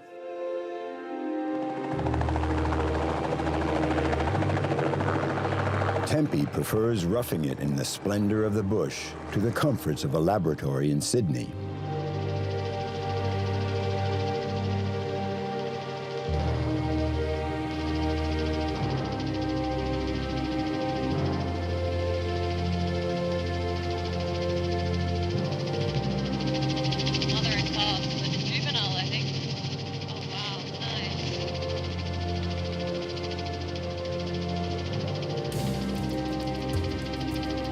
Mogomotsi is flying with Tempe over the Chobe River, where thousands of elephants gather every year.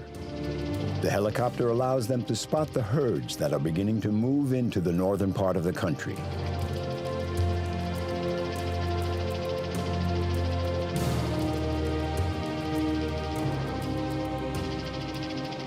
I first came to Botswana when I was 15 years old. It was a trip with my mum. My mum's always wanted to come here, and it was really exciting, and I completely fell in love. It was amazing. So that was over 10 years ago now, and I just kept thinking of ways that I could end up coming back and doing more work, or actually living, creating a life here and working and living here. From that first trip that we had the most incredible experience with some elephants down in an area called Savuti, and my elephant story started in Botswana. So it just, in a way, just felt completely right for me to come back after that experience. It was a way I wanted to learn more about them, and I was fascinated, completely hooked from that experience. Botswana is home to the largest elephant population in the world, 130,000, more than a quarter of all of Africa's elephants.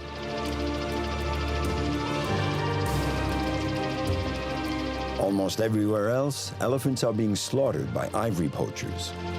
In 2014, Botswana became the first African country to outlaw the hunting of all species of animals.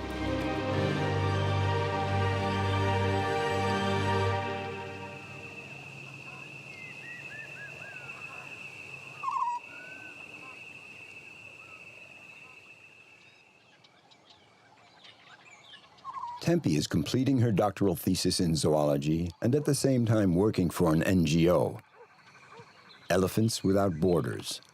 For 4 years, she has devoted herself to the cohabitation of humans and elephants, which presents certain problems. Each of these colors represent a different elephant, a GPS satellite-colored elephant. So in each point represents hourly movements, where that elephant was at that specific hour. I'm basically trying to look at ways in which humans and elephants can coexist. So I think it's absolutely possible. With human development, with maintaining the wildlife as it is, I think it's absolutely doable. And that's kind of what I'm exploring, different ways in which we can coexist and getting the human side of the story, but I also very much study all the wildlife that comes into the human areas. And I think it's really promising. My results have been really promising. Like if we can make it work in Botswana, where we have the world's largest population of elephants, then I feel like we really could make it anywhere.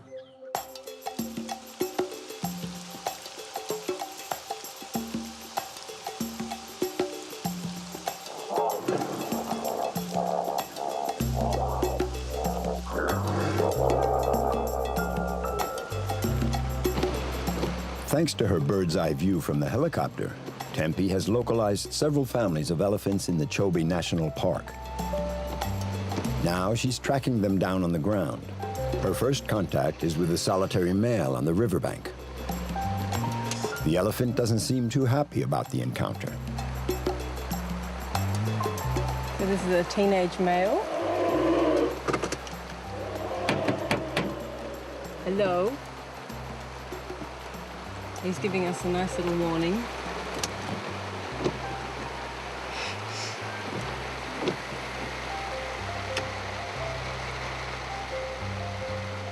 He's just checking us out. He's saying, "What are you doing down here? We've come to see you." Simple intimidation.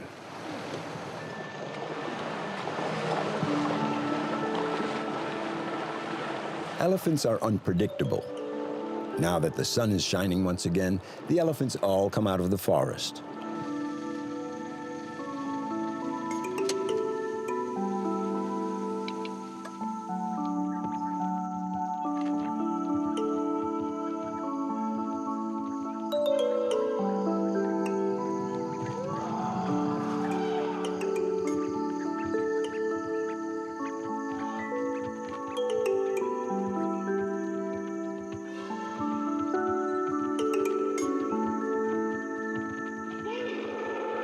Tempe spends days on end observing their behavior.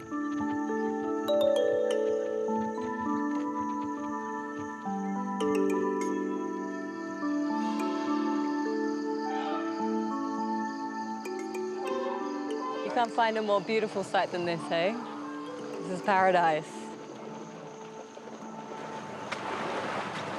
If they just, look at them, they're just so magnificent. Every single time. It's like seeing good friends. Just these mature females, they're just, yeah, they're so unperturbed with us, and they've got the really, really tiny young calf, so often they'll be quite cautious when they've got a really tiny youngster, but not at all here. I mean, they're so comfortable. And they've come out, which is really lovely. Just as the rain stopped, they just came down onto the floodplain. And, oh, look, there's the youngster.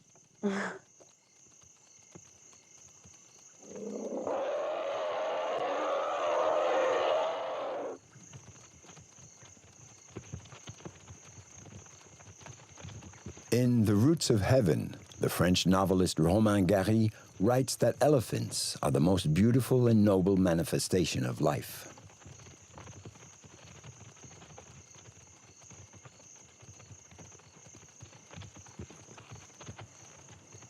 I live the dream. I get to be out here in paradise watching these incredible animals. Absolutely be exactly the kind of animals they're meant to be, and you know, it's completely, I'm speechless basically. And every day I have a moment absolutely every day when I live here of just going, wow, just total wow. I'm so content and so appreciative that I could be here.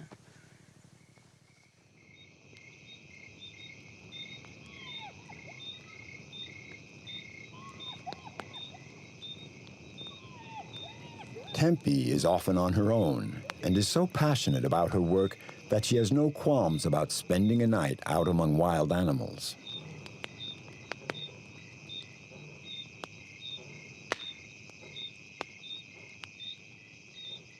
I think it's honestly one of the biggest adrenaline rushes you can ever have, in a way that it reminds you of what it is to be human, and you get a primitive feeling. You're no longer the dominant. You're sitting out here, you're surrounded by wild animals, and you have to be respectful of them, and you are vulnerable here, especially at nighttime in the dark.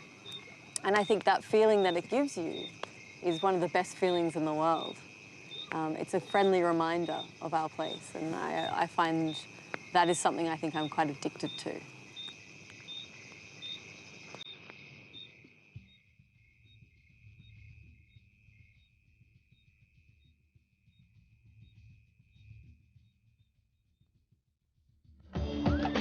The region where the Chobe River flows into the Zambezi borders 4 countries: Namibia, Zimbabwe, Zambia, and Botswana. It's a major crossroads for trade and migration. 20,000 people share the area with thousands of elephants. See how the fences are destroyed there? They come across the road, climb into the fences there, then walk or see there's no fence this side. Then they eat the fruits, the trees, so the elephants. Tempe's friends nicknamed her Miss Elephant. Today, Stephen, a former safari guide turned filmmaker, is strolling the streets of Kazane with her. He's preparing a film on the coexistence between humans and wild animals. No. Hi. Hello. How are you? Well, how are you? I'm good. Oh, my goodness me, you have beautiful grass here. Thank you. Do you have a problem with the elephants here? Oh, yes. Yeah? And it's a problem. It's a problem, yeah. Okay. So how often do you think they come in? Sometimes they come every day, sometimes twice in a week. It depends. It depends on the time of year? If it's dry season or wet season? Yeah. Wow.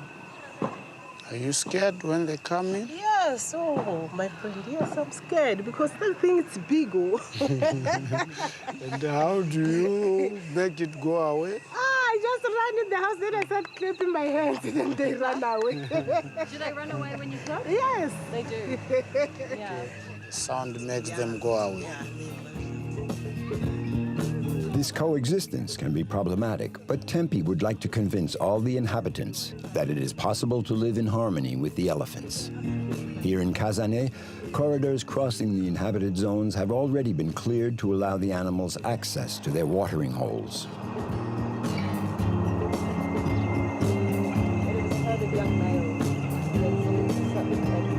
The wildlife's really clever because the Botswana side is actually a protected forestry reserve, but on the Zimbabwe side it's a hunting concession. And obviously hunting is seasonal, so the wildlife will move between depending on when the hunting season's on to when it's not. So they know where the safer haven is and when they're not going to get harassed. So they'll often just move between these borders. So when we say, you know, Botswana's elephant population or their wildlife population, it's actually they're constantly moving between the Zimbabwe and Botswana sides.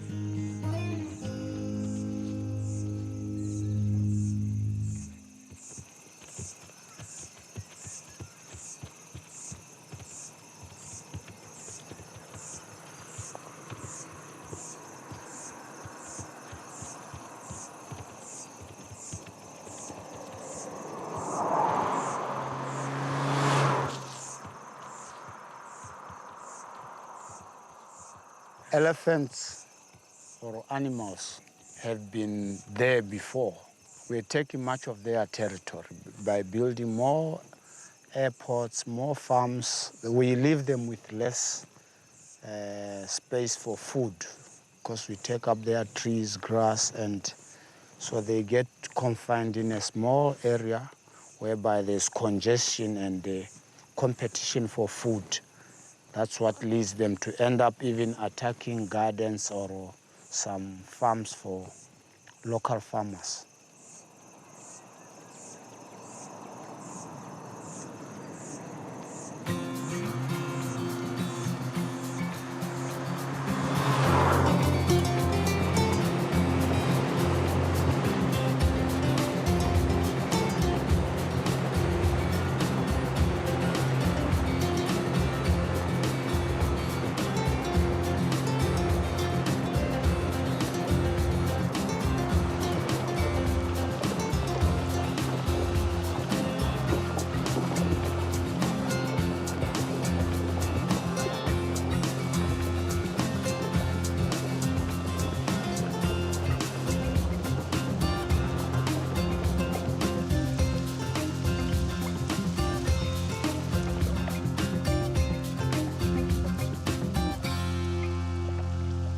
what I found in my work is elephants are adapting to different human practices and human behaviour, which is phenomenal. I mean, elephants know where's safe, they know where's not safe, they know when there's lots of human activity going on, they know when there's poaching, they know when there's civil war going on. I mean, we used to see a far greater movement of elephants going up into Angola, and that movement's really reducing now. And that was, I would say, would be a result of the war and the conflict that was going on there. And I think that's really the key to the future of elephants and elephant management is they are now adapting to what we do, which I think is just phenomenal. And I think that shows a lot of promise for them.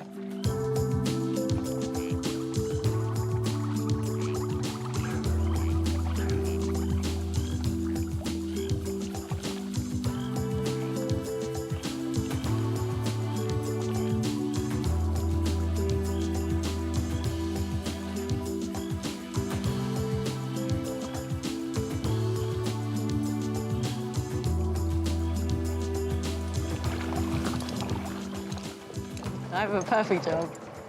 The best. Living the dream. The dream came true. I'm living the dream. Yeah, it was absolutely picture perfect. Look at it. I mean, with the sunset right now and the colors and this bull just let us come all around him and he was so relaxed and just eating the grass. It was just perfection.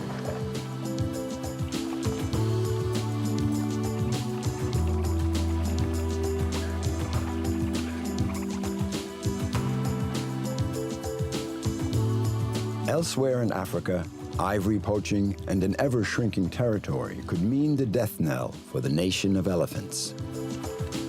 Tempe, 26, knows the role she will have to play in preserving this earthly paradise. From observing them in Botswana, she has learned that the elephants of Africa are indispensable for the beauty of the world.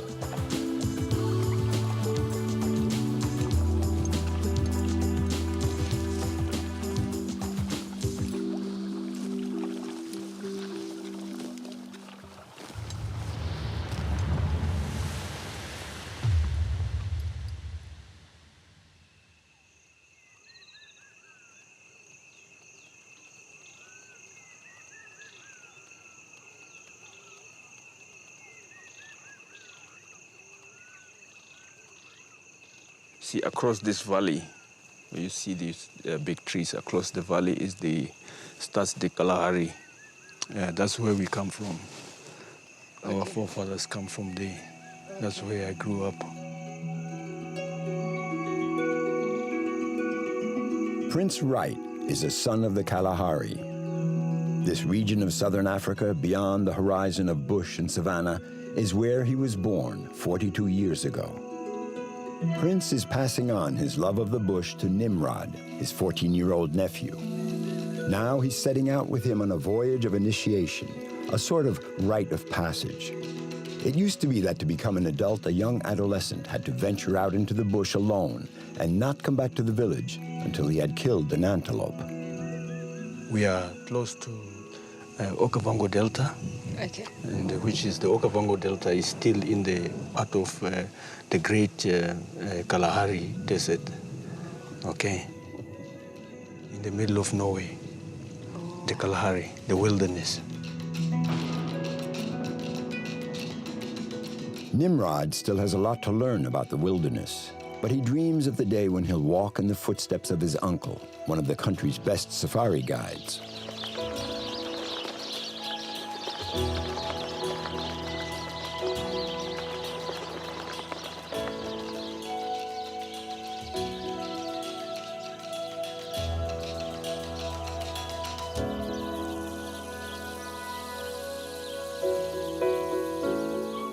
Prince and Nimrod are descendants of the San tribe, the original inhabitants of this part of Africa. Prince has a bit of Scottish blood flowing in his veins as well. His history parallels that of southern Africa.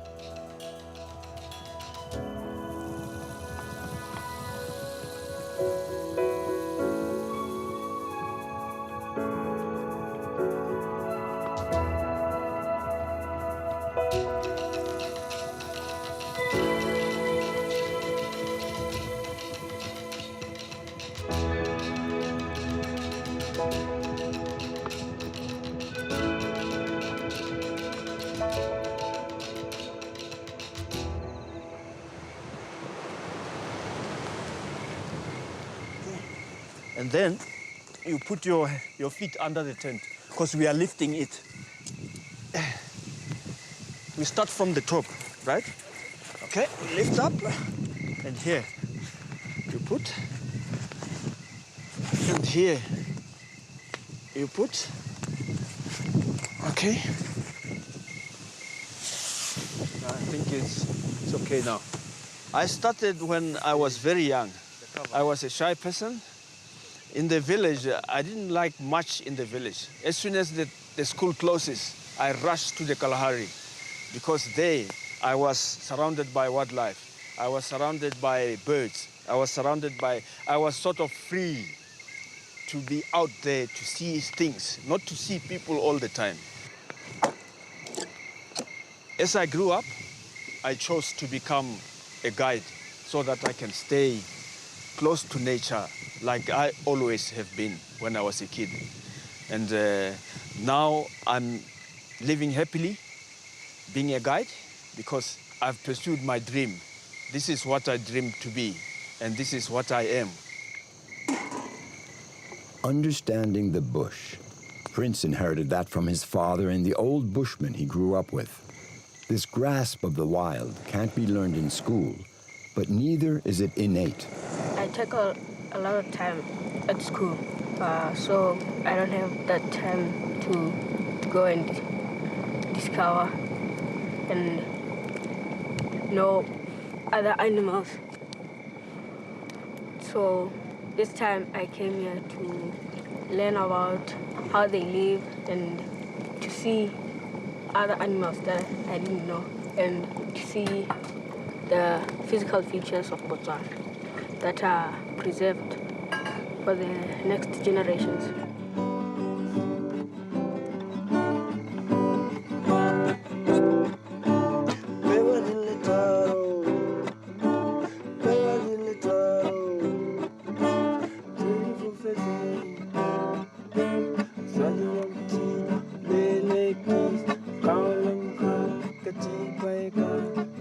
This world of theirs is an invaluable treasure, and Prince wants to pass it on to Nimrod and his children.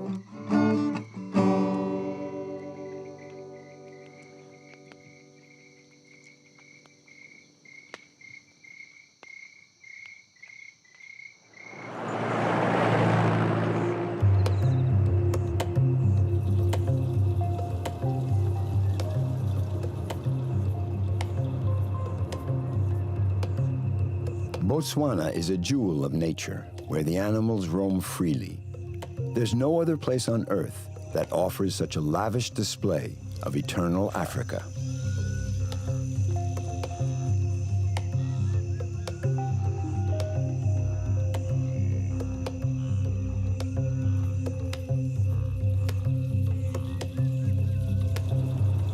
Prince, who's been a guide for more than 15 years, knows Botswana's most beautiful spots. His safari season lasts 6 months. During the southern winter, he travels thousands of kilometers in the national parks and reserves, which cover a good part of the country.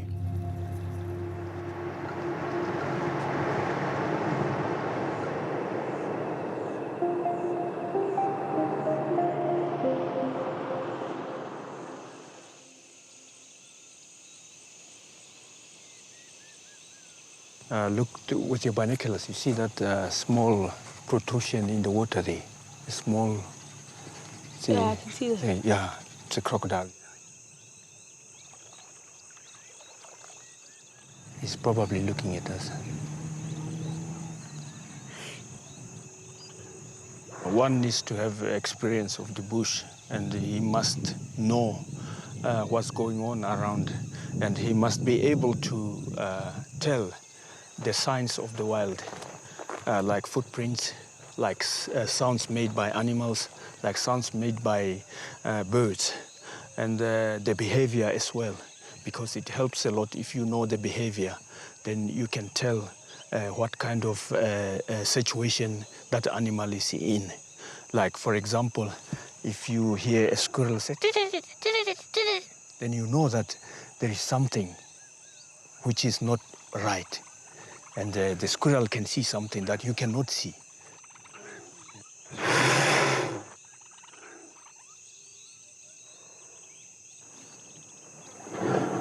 He's not very happy with us.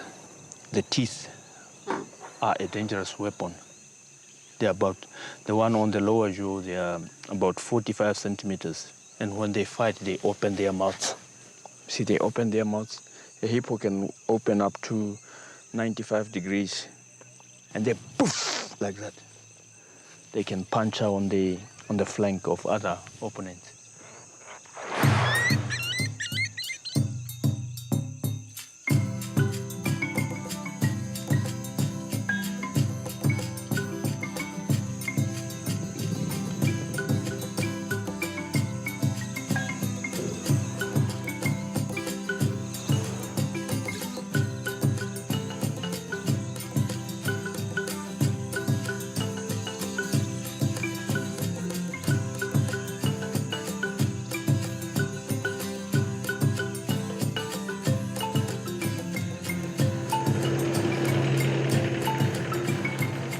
Nimrod pursues his apprenticeship in the savannah.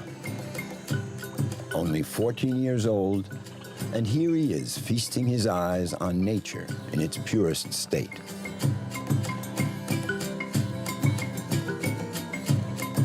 For Prince and his nephew, this initiation voyage is also a way of reliving their history. The history of the San, the people of the bush, the first people of southern Africa.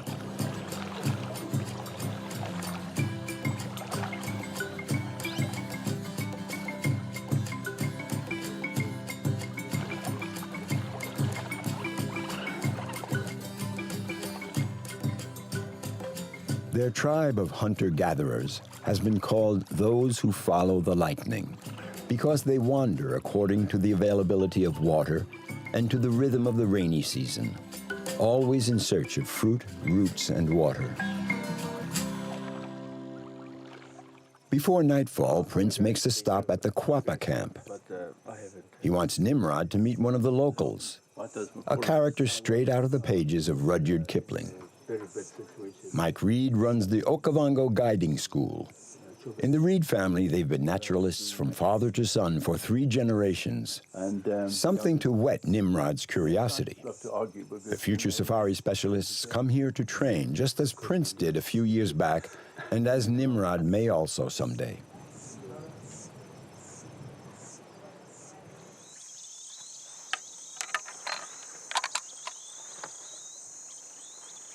We always walk with a rifle, but we walk as if we don't have a rifle. So we don't go into a danger zone of the animals. We walk so that we're still in the comfort zone and the animals are far enough away for us to make preparation to back away.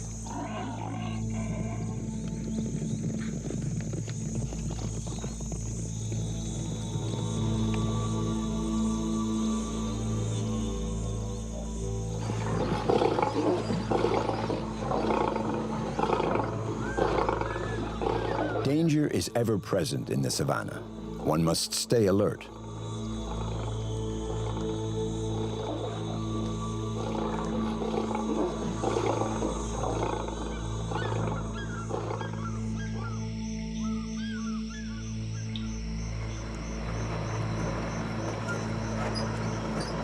Mike knows the Kwapa Reserve like the back of his hand.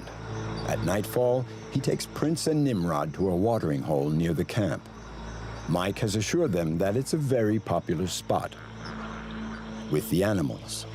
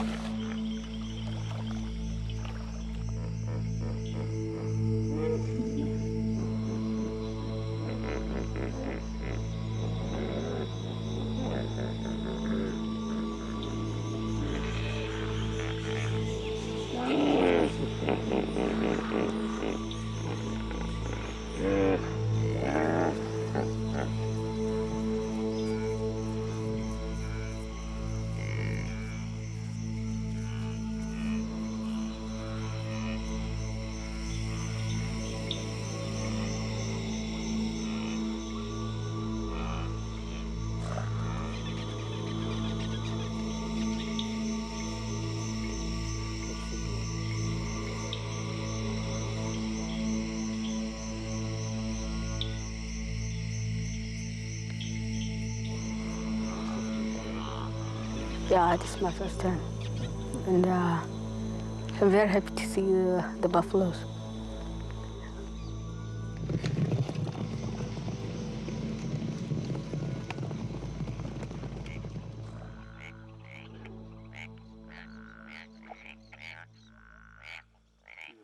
Nimrod, are you afraid of the buffalo? No, I'm not, sir. Okay. It's always good to be just a little bit afraid, okay? Have some respect, because that respect and that fear is very good. It keeps you at the right distance from those animals. They're very dangerous, and provided you respect them, they will respect you. So keep your distance from them, okay? It's what we call the comfort zone. We're in the comfort zone. They are not feeling threatened by us. As soon as we go a little bit further, they will start getting nervous, and they then have either got the opportunity to flee or they can fight, and they will come at you. So you're never quite sure, so it's always good to stay in the comfort zone.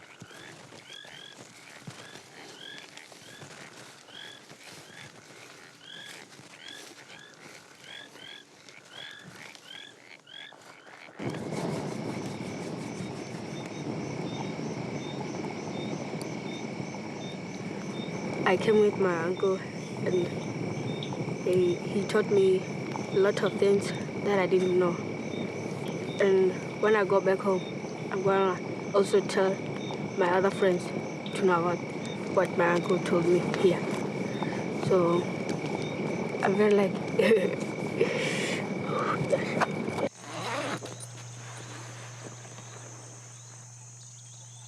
Prince and Nimrod spent the night at the foot of Tsodilo, the country's only mountain, the mountain of the gods. There are goats all over here. You cannot see them, but they can see you. So as we walk now, we know that we are surrounded by our gods, our ancestors, and we must treat this place with respect. You see?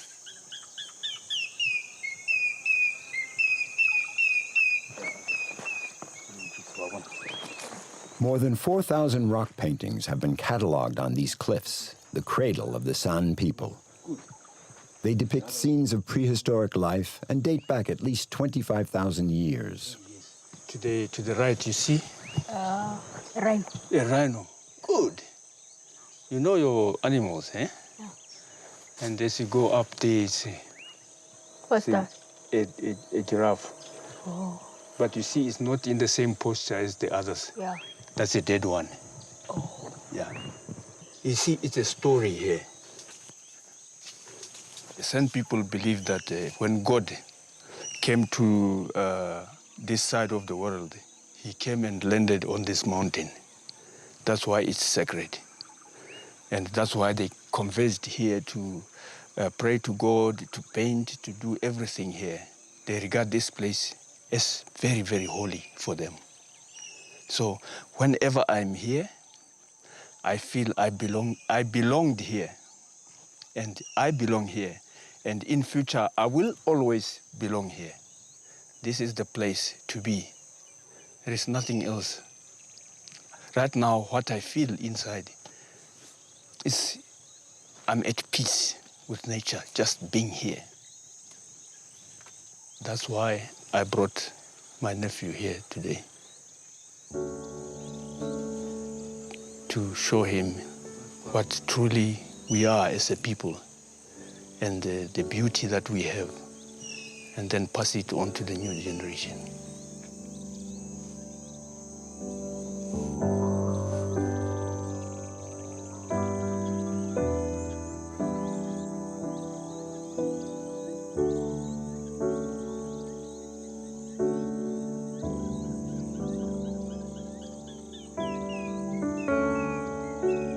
In 2 days, Nimrod will head back to school.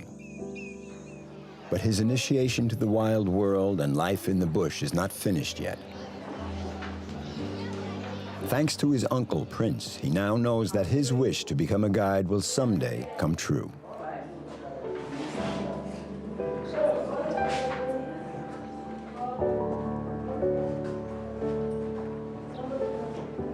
Gazing out of his classroom window, Nimrod, like all children of his age, is probably thinking that the wildest of dreams can, indeed, become reality.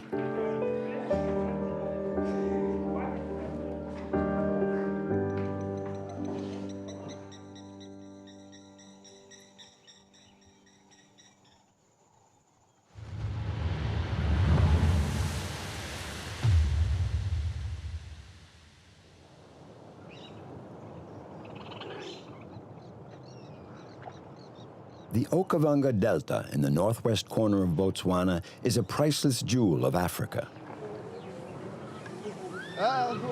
This is where Tanik Dinonoka was born.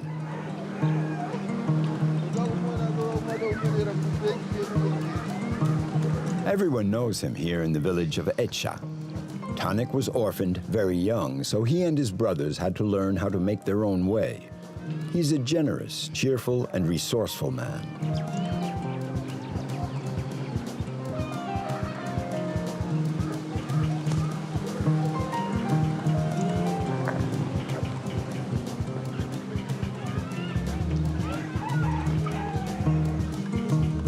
My name's Katanga Tonik Dinonoka.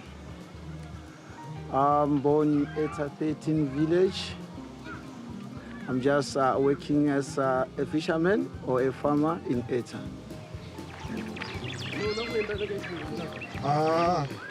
In the village or in the country as well, if somebody is in need, they have to ask me to assist. If possible, I can give hand.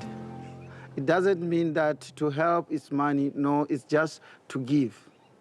Yes.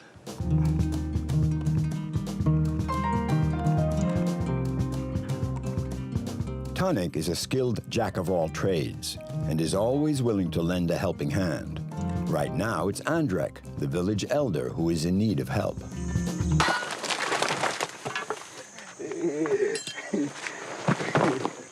A few weeks ago, his farm was completely destroyed by fire, a severe blow for the 89-year-old man. Tanik has promised to build him a new hut. This one is really deep down.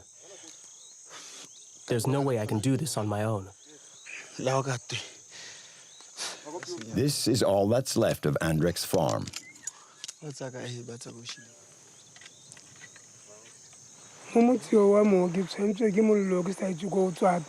My house burned down. I don't know how it started. I was sleeping. It was 3 o'clock in the morning. I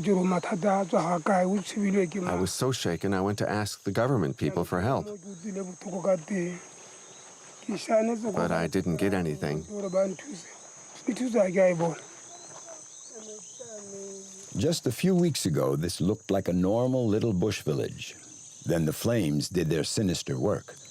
Tanik is trying to salvage what he can.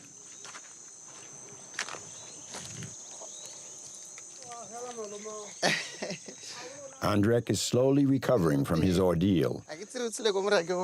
He wants to start anew, look to the future, and leave this unlucky place.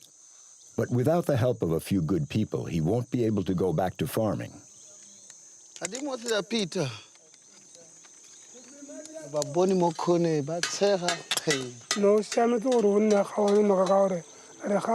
This is an ideal spot because we're close to the river.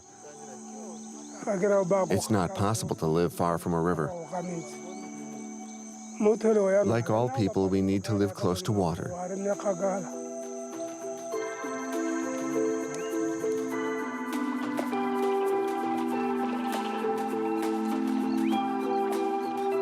Tanik will get to work in a few days once he has assembled the necessary building materials.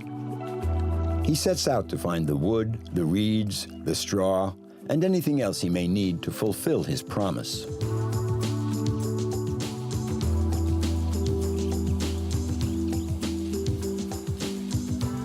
Tanik and Andrek live in the heart of a region that is one of a kind, the delta of the Okavango, a river that seems to refute the elementary laws of geography. The waters of the Okavango never reach the sea, for the river vanishes into the sands of the Kalahari Desert.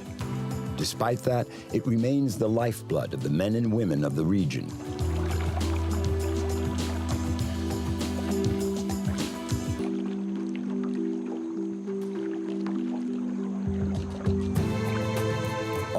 to do is plunge into the meanders of the river to harvest what they need in the way of food, drink, and even shelter.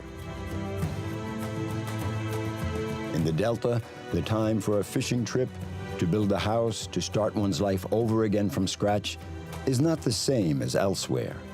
It flows slowly with the relaxed pace of this river that turns its back on the oceans.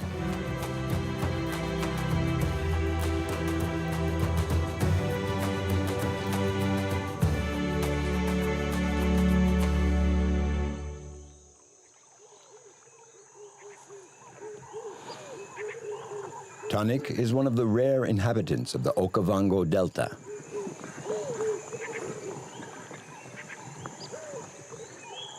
The Okavango is also a haven for hippos and Nile crocodiles, two of Africa's most dangerous animals.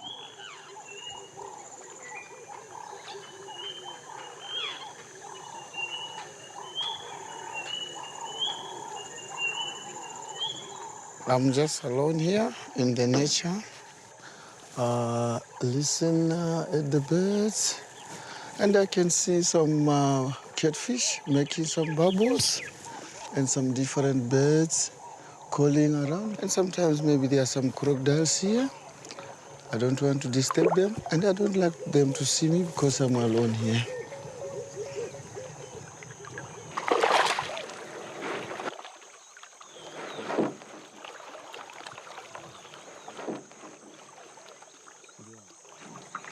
Today I'm very lucky because I can see I had 3 fish and 1 bubble fish, which means I had a lot. There was nothing which like crocodiles and hippo which was disturbed my net. You can see it is very free and it catch lots of fish, nothing was disturbing it.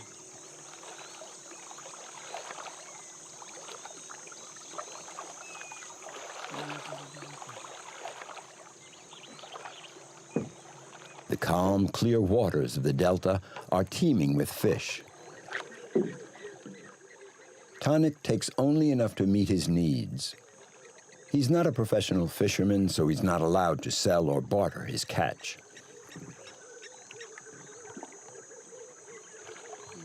The Delta, it supplies us with a lot of things. Like with our building materials, we get it from or in the Delta, like reeds to make our traditional walls, our compound, the grasses to thatch our house, even our transport, the mukoro. We use the water from the Delta to drive from one area to the other to fetch all those materials which are needed in our place.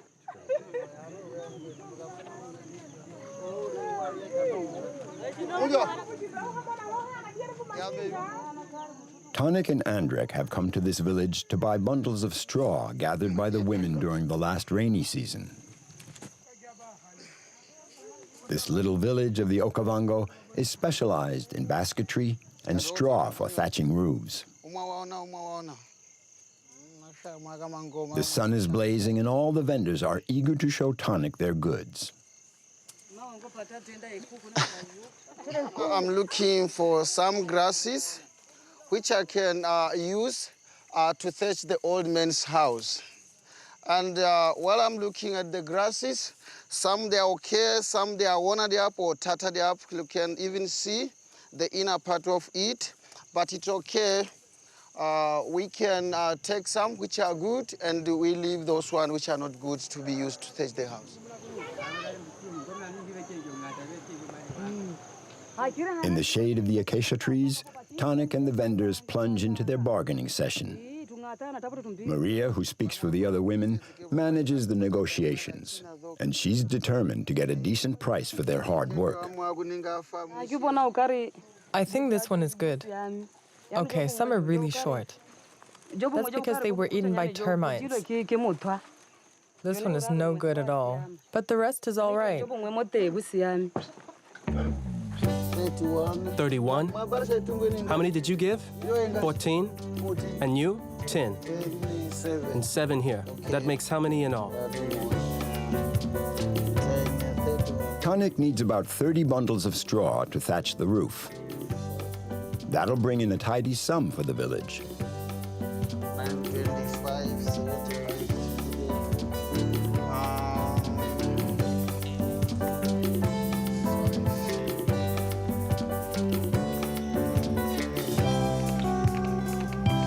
The wood, reeds, and straw, Tonic has just about everything he needs. Now he and Andrek will have to recruit some manpower for the actual building. 3 or 4 experienced men can erect the roof of a traditional hut in 5 days. Andrek is the oldest man in the village. He has the gift of never losing hope. Plus, he has the power to ward off bad luck and to predict the future. It's up to him and fate to choose the site for his new home. With his misfortune behind him, life should resume its normal course on the banks of the wide, generous river.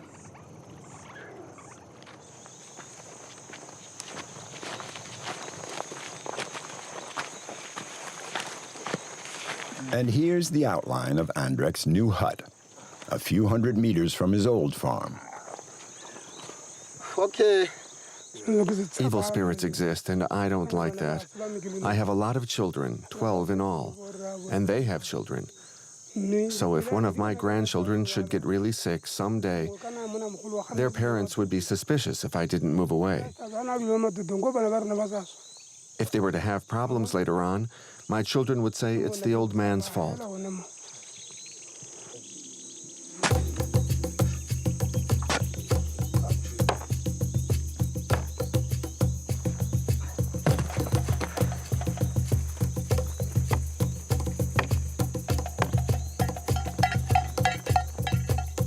The workers keep up a good pace despite the scorching sun.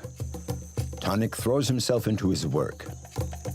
Andrek has left the evil spirits behind. Tonic has recruited 2 colleagues to help him, Love Moore and Jimbo, both sympathetic to old Andrek's plight.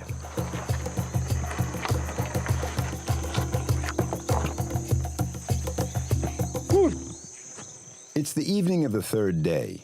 They've laid the foundation and erected the framework. Yeah, I'm very proud of what I did. So this is one of the very best house that I normally build, but it's the best when I'm looking at the pay lines. They are very, very well prepared. Even looking at the structure, it's very nice. This evening, the silence of the dusk is pierced by the beating of drums and the singing of women. It's the beginning of winter in Botswana.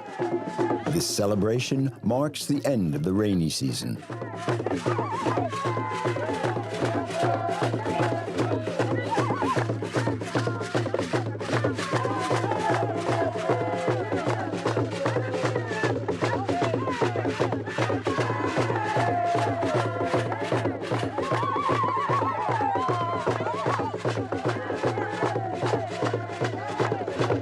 Tonic has earned the right to have a good time tonight, for he's dancing to celebrate the promise he made to Andrek as well. In a few days, the hut will be completed, but there's still a lot of work to do.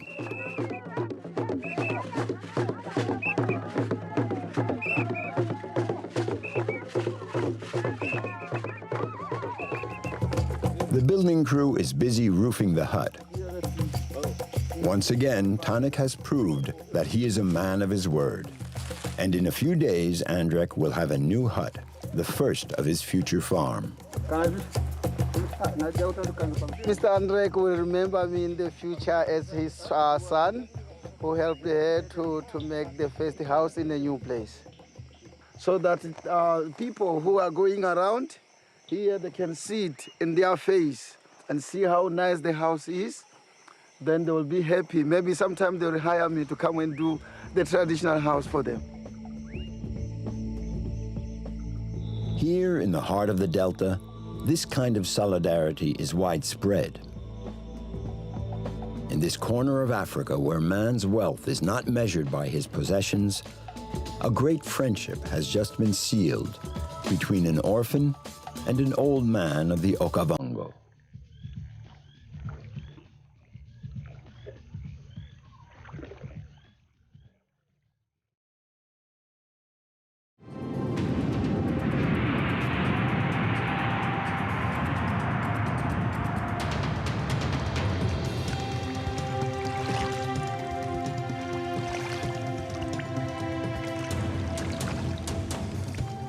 Somewhere on Earth is off to Malawi in southern Africa.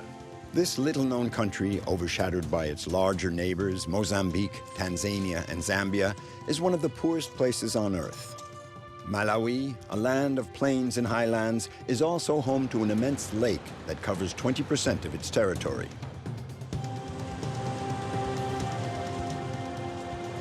Gaspar, 27 years old, is the proud owner of an amazing one-of-a-kind guitar.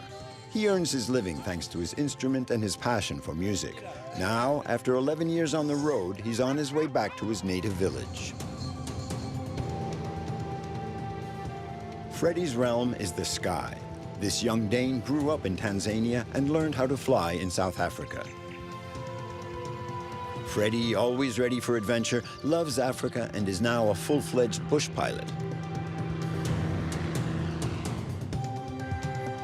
Teresa, a determined young woman, is a champion runner. Year after year, she has won one of the sport's most challenging events, an extreme half marathon up the slopes of Mount Mulanje, Malawi's highest mountain. Running is my life. If I'm sick, I run and I feel better. When I have an attack of malaria, I run and it just goes away. Running is my medicine.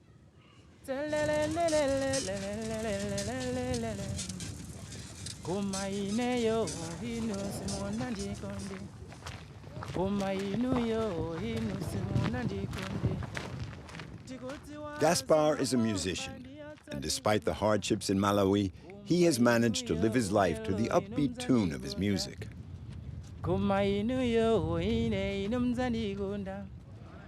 This trip is a return to his roots. When his brother died 12 years ago, it changed his life. He decided to leave everything behind and let his music take him where it would, as a way of exorcising the sudden tragedy that struck his brother. Gaspar's story is also the story of a land whose musical heritage goes as deep as its people's roots.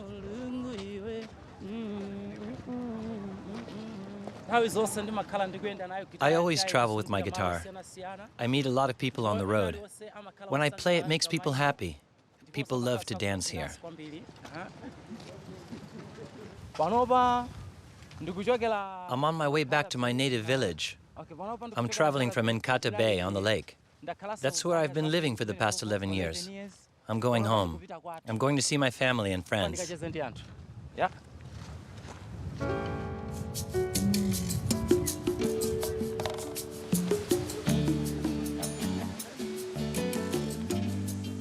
Traveling in Malawi means walking in an African land where time, smothered by the heat, slows to a crawl. This country is situated at the southern tip of the Great African Rift Valley. In the local dialect, Malawi evokes sunlight sparkling on the surface of the water and the glimmer of flames. The immense lake of the same name covers a fifth of the country, making this reservoir of fresh water Africa's third largest lake.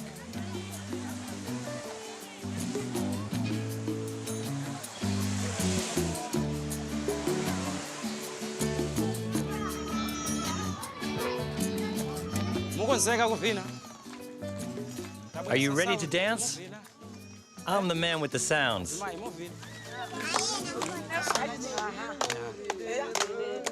I'm going to say hello to the elders. Then later we'll get down to the business of dancing. Come on, kids.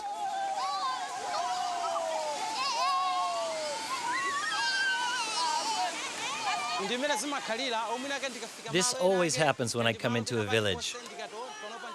First, the children tag along with me, then Little by little, the adults gather round. The people here love music. Hello. How you doing? I'm just doing a little publicity while waiting for the sunset. I've come along with my guitar, and it's going to get very lively here. I play and the villagers give me some money. That's how I make my living. First, I sing for free, and then if you want me to keep going, you have to give me some money. It's my sole means of support.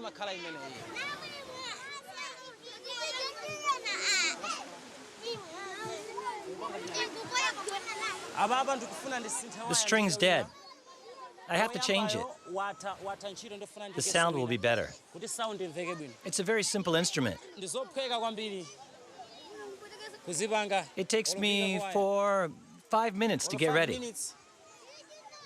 I can even do it in 2 minutes.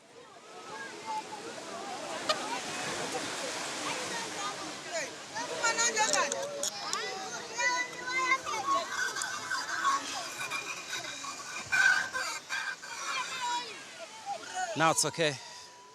Ndamaliza.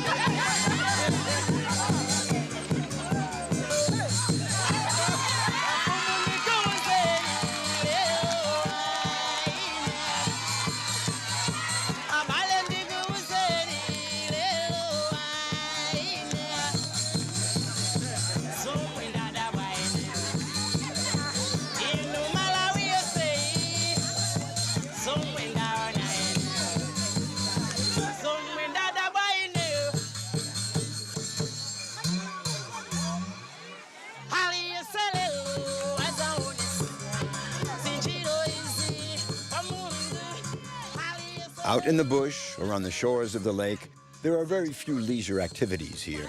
So whenever Gaspar comes around, it's an event. He has the gift of communicating his love of music, his energy and passion. No need to warm up the house. As soon as he starts playing, the whole village comes under the spell of his music.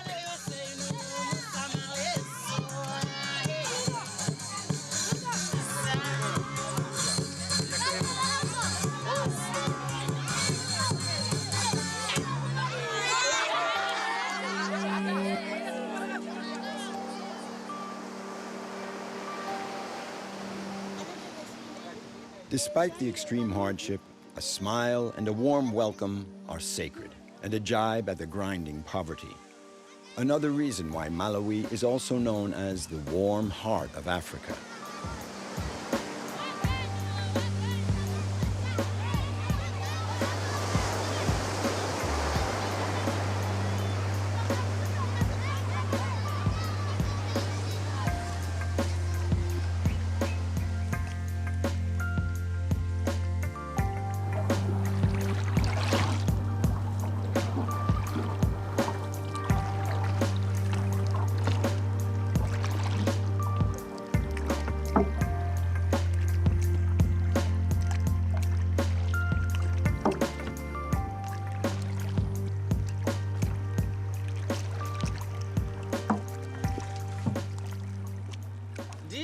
The people here earn their living from the lake, but the only way I can make money is with my guitar.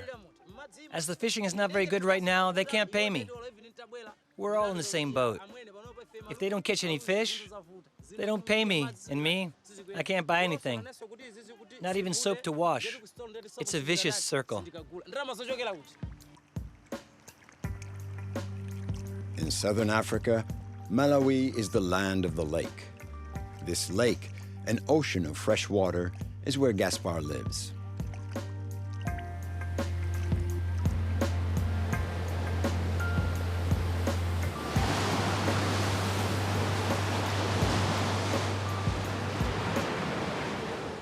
Gaspar designed his first traditional guitar with his brother, who passed away suddenly. So before making the trip back home to his village, he puts together a new instrument, an old oil drum, zebu hide, electric wire, and a piece of wood. The idea of this guitar just came to me. It's a gift from God. Nobody ever taught me. It all comes from me. I'm not copying anyone.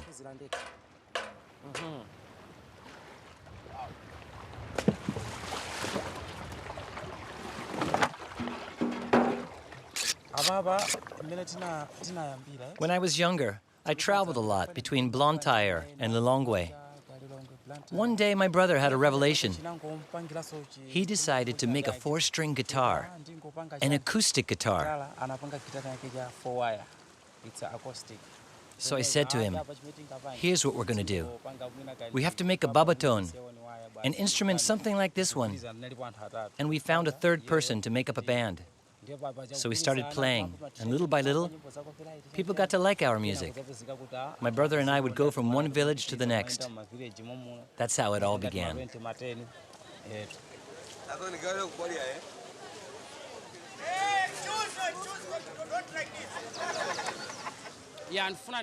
I'm getting back on the road.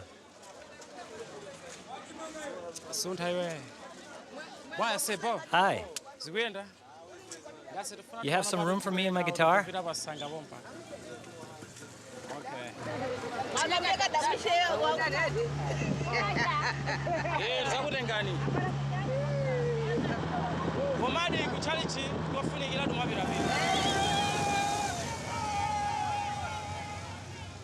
Thanks to his music, Gaspar has managed to make a name for himself in Malawi, but that's not the most important thing for him.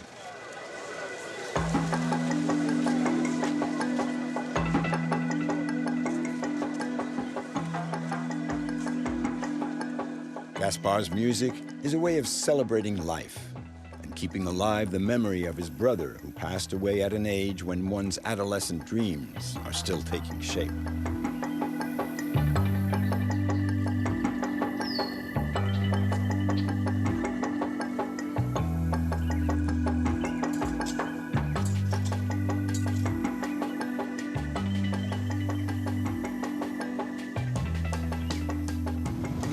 The central region of the country, the highlands, not far from the Zambian border. This is where Gaspar grew up.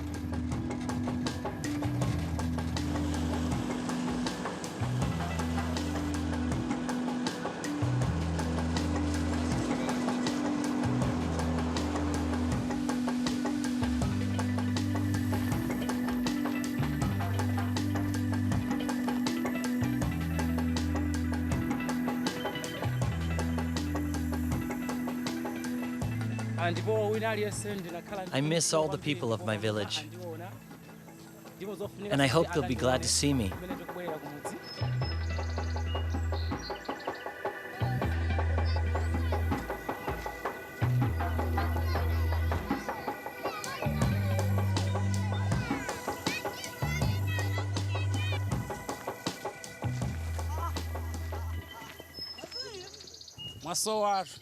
It's been such a long time. I left in 2002. There used to be houses here. They must have collapsed. A lot has happened in 11 years. Things have changed here. Gaspar sees his daughter, Ines. He sent her to this village here 2 years ago so that she could be raised by his family. Ines, how are you? Do you remember me?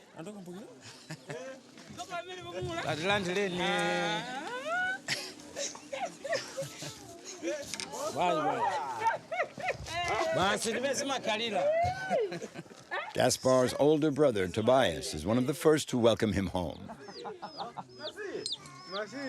They quickly get over their initial nervousness, and in a few minutes, the entire village is there to greet the musician.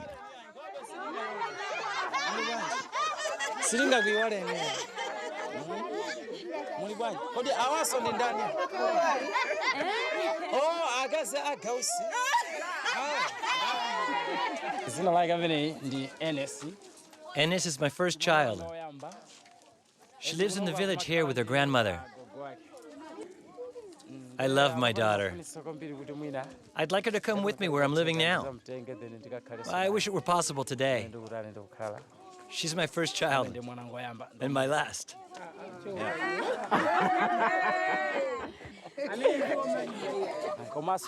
The people are glad to see me, and I'm glad to finally be back. Some of them have aged. They may have forgotten me, but I haven't forgotten them. You don't forget your roots. There's a saying here. The snake always finds its way back to the bush.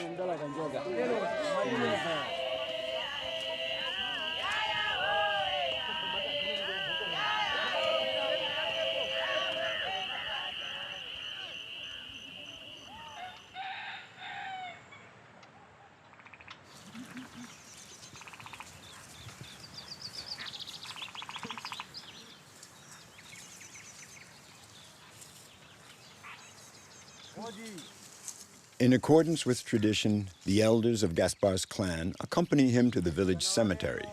They're going to visit the grave of Ukali, Gaspar's younger brother. I'm your brother. I've come to pay you a visit, Ukali. Maybe you thought that when I left the village I had forgotten you, but you've always been there deep in my heart, because all my talent comes from you, Ukali.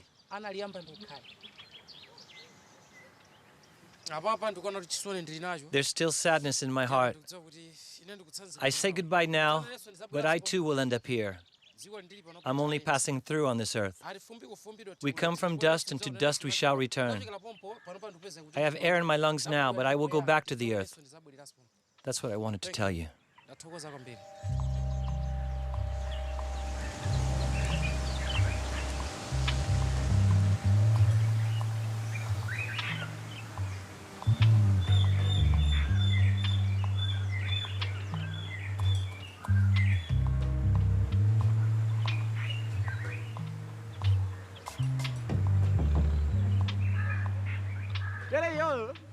When Gaspar came back to the village, he realized that a lot of things had changed, and so have I. When he left, there was only one village here. Now there are 8. As for me, I've become the chief of Nyarambi, our village. My heart is filled with joy. I'm just so happy that my little brother is here. It's a miracle. We can thank God. Really.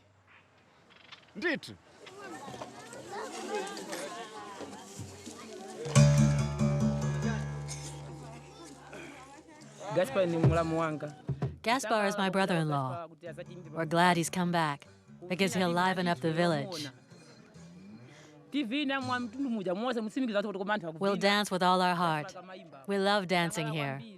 It's a great day, and it calls for a celebration.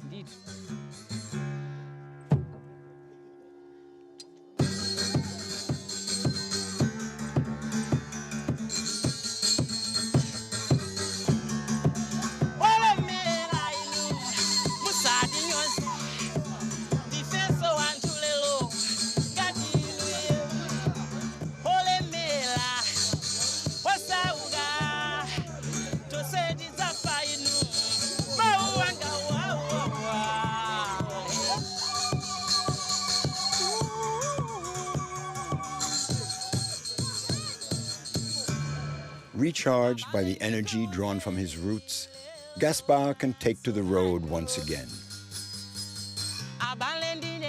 He has chosen the path of music, the beating heart of Malawi.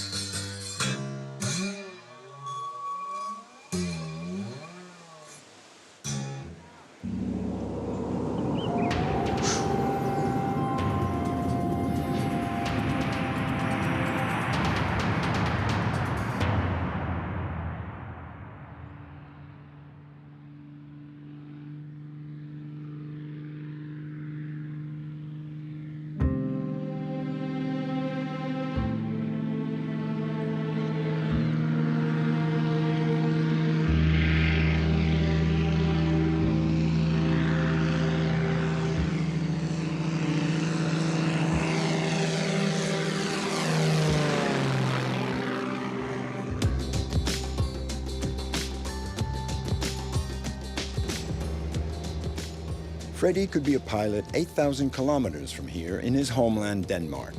But he has chosen to fly the skies of Africa.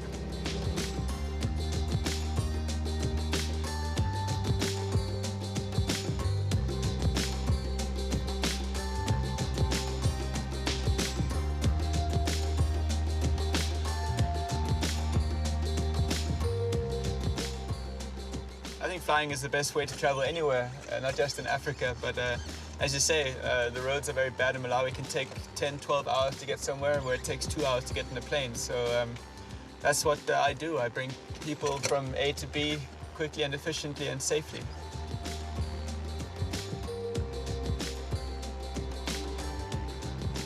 I've always had an attachment to Africa since I was 4 years old. My parents used to live in Africa, so I sort of was brought up in, I lived 4 years in Tanzania.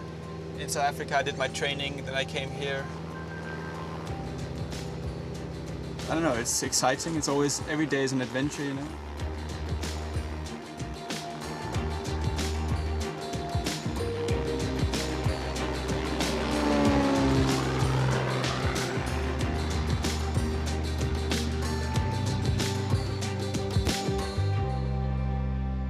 Can be a little hard to see, but this is an aeronautical map of Malawi. Malawi is this part here. This is Lilongwe, the Time area. And what we're basically doing is flying from Lilongwe down to Monkey Bay, which is just there. And that's where the hospital is that we're going to visit today. So it should be approximately 40 minutes flying, and then we'll come over the lake. And then from the lake, we'll go around Cape Maclear, and we'll land from the north overhead the lake. So should be a very nice flight. Now it's getting bumpy. We're coming over the hills here, so I better put this map away so I can fly the plane.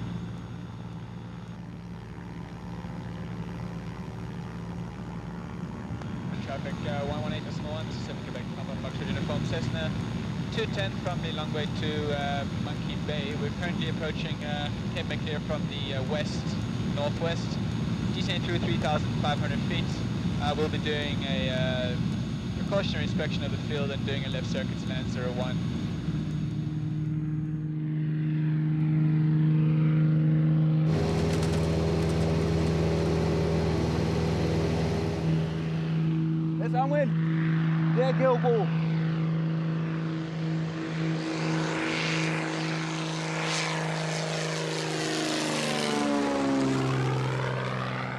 We just fly over so they go away, you know, so the runway will be clear when we get back, I hope.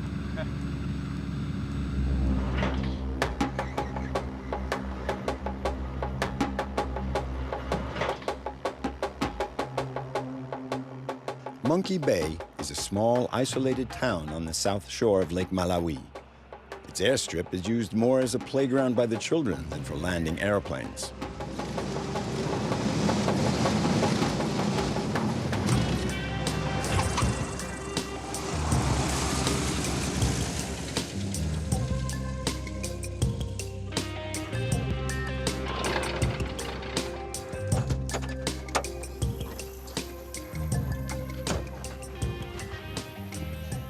Good afternoon.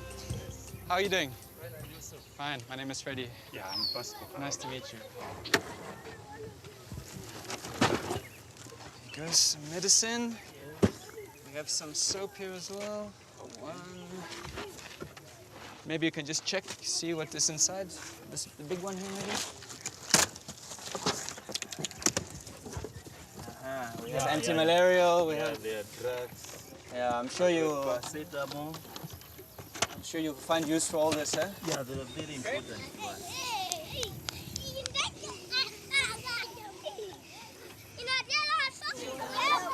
Every day is new. You go to different places. If you're an airline pilot in Europe, you always know your schedule 1 month before. Here, I don't know what I'm doing the next day, you know? Sometimes we're flying businessmen, sometimes tourists, sometimes we're flying people who are sick, sometimes we fly medicine, sometimes we fly school supplies, many different things. That's what I think makes it fun. There's so many kids around, you know, so you have to be very careful because they don't understand the danger with the propeller, you know. So they think it's all funny and now they're standing there laughing, but when you start up and you taxi and take off, then they'll start running, you'll see. Everyone away.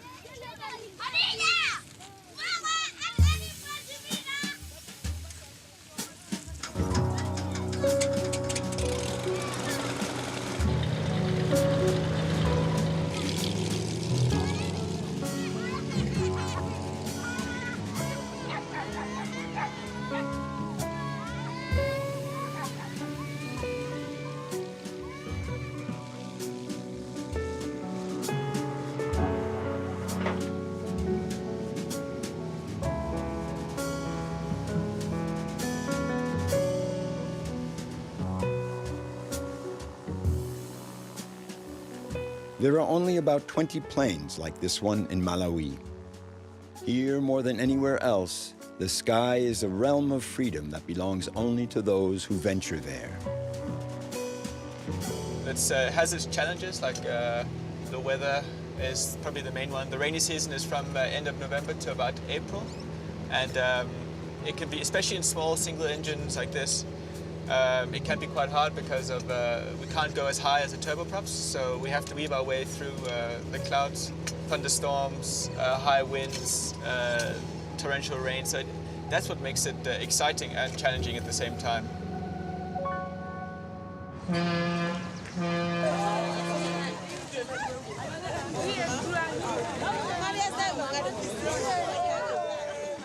The airplane is perfect for crossing the lake, but the locals can't do without their boats.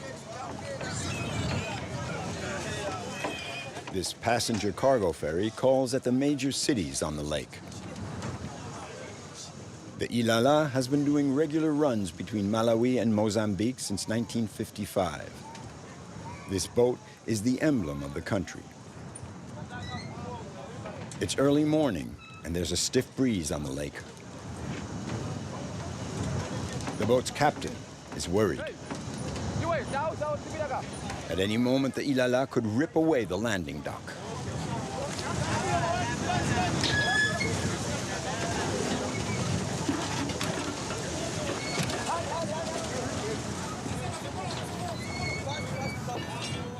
The problem's not the wind.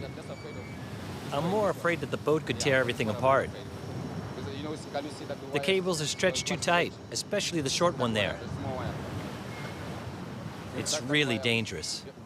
We could definitely have problems.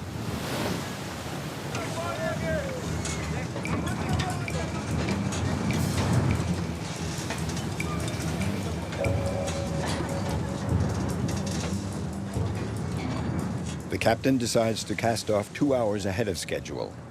It's too bad for the passengers who missed the boat. They'll have to wait a week for the next one.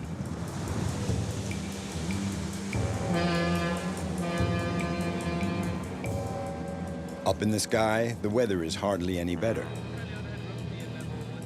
Freddie is heading towards the north of the country.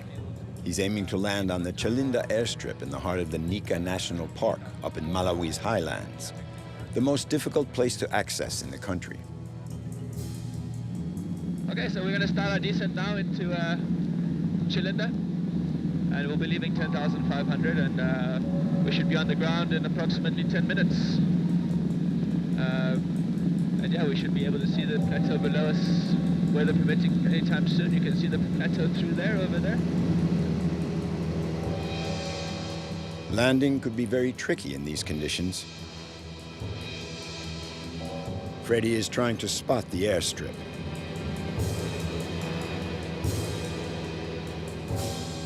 It's always the pilot's decision whether he wants to fly or not. You make your own decision, and you use your own judgment call, and you just use your common sense to make the right decision regarding the weather. This is the life of the bush pilots.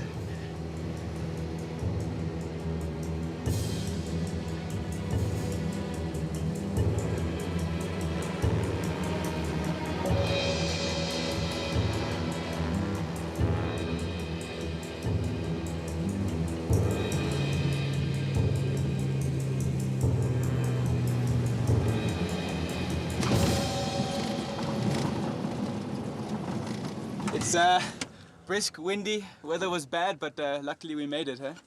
And now we're just going to pack up the plane, and then we're going to make our way down to the camp, I think, and see what's going on. The park rangers are waiting for the pilot in order to carry out a surveillance flight. Morning, how are you doing? Nika is the country's oldest natural reserve, a protected area since 1964. Sure. This section here is the Nika Zambian National Park. Okay. We have officers also there, Sure. Zambian officers. So the headquarters of the rangers is here in Chalinda. Here. And have you had any bad instances of poaching recently? It's actually, we had about 10 poachers came through from the eastern side. What kind of animals were they poaching? Basically, they go for the big Irans Okay. and the roan. All right. Yes. And orchids. At the moment, I think we do also have a problem of orchid poaching. Orchids, like the flower? Yes. So let's hope for the weather to clear up and maybe we can be on our way. What do you think about that? That would be beautiful.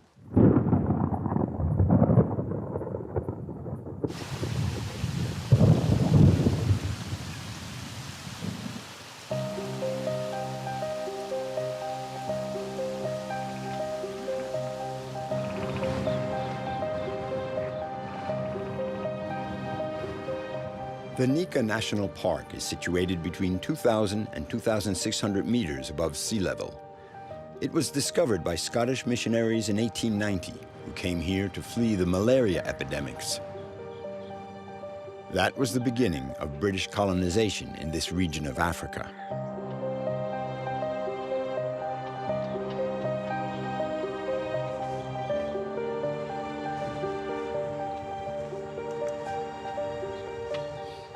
We were hoping that it was going to clear up overnight, but unfortunately it looks like it's even worse now. You can see the fog has rolled in. Maybe visibility is 50 meters, and I need at least 2 kilometers to be able to take off. So as of now, we're grounded. So we're just making sure the plane is ready to go when the weather clears. So you really have to be very careful. Yeah, I think safety is paramount up here for sure.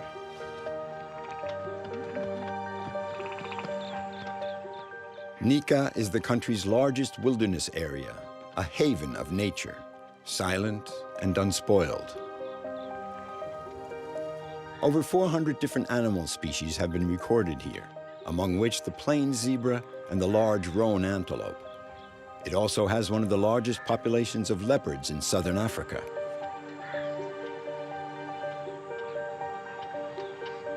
You're working in the morning and in the afternoon you're on a game drive. I don't think many people get to do that, so it's nice.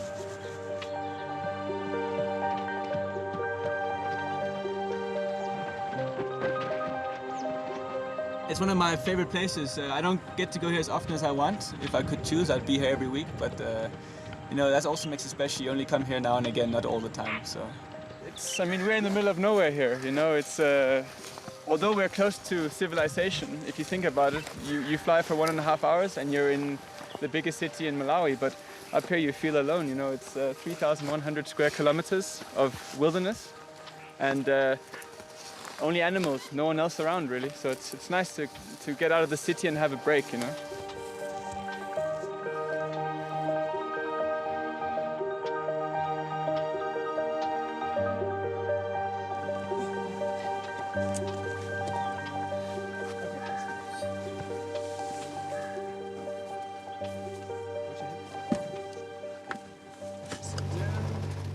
The fog has finally lifted. Freddie and Paston will be able to make their surveillance flight over the park. In many ways, a buzzard soaring above is the ultimate form of flying, without engines. But that said, birds can be very dangerous as well for pilots, especially buzzards like that. They weigh 4 or 5 kg, If you get one of them through the front windshield, you can crash easily. So you always have to remember you are flying in Africa where there are wild animals and things can go from good to bad very quickly if you're not 100% focused.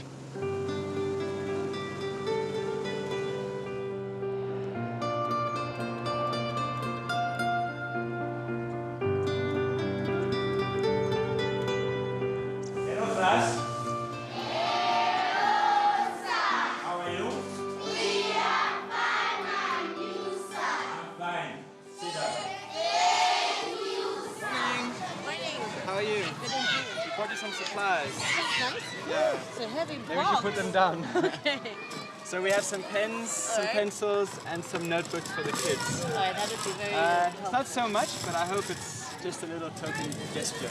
It's very difficult as we have a lot of kids that are coming from poor families, impoverished. Some are orphans, some don't have a father or a mother. So usually we have to provide books for them and at least feed them once a day. Keeping the surrounding clean. All right. Dusty, all right. That is one way. Another point.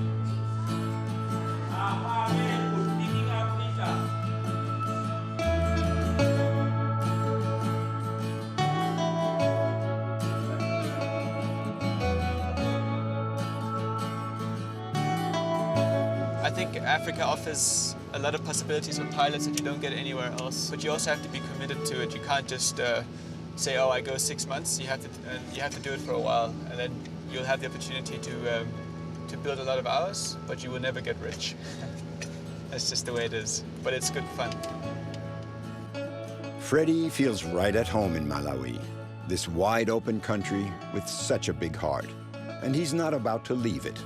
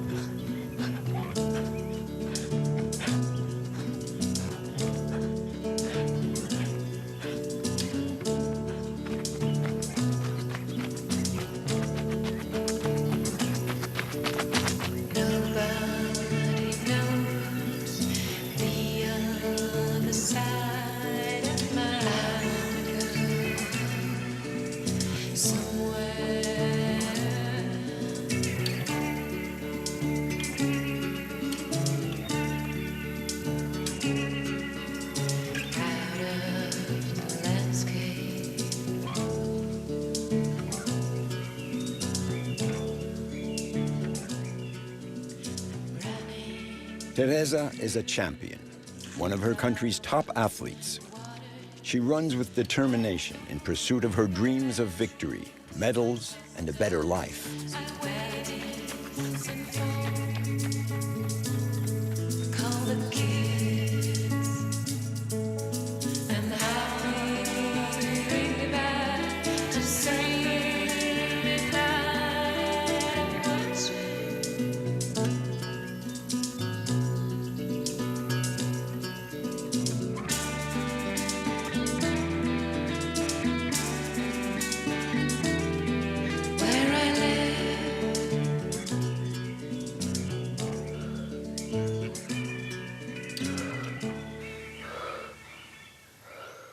Sometimes when I run, I reach a state when I don't feel anything anymore.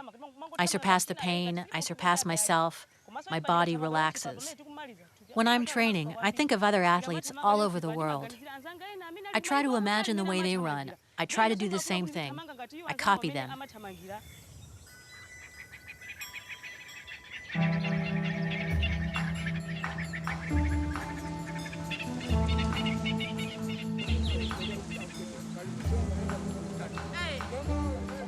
Teresa trains 3 times a week here at the foot of Mount Mulanje, the emblematic mountain of Malawi.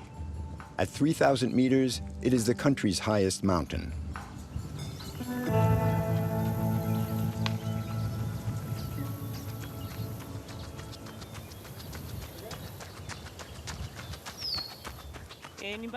Running is my life. If I'm sick, I run and I feel better. When I have an attack of malaria, I run and it just goes away. Running is my medicine.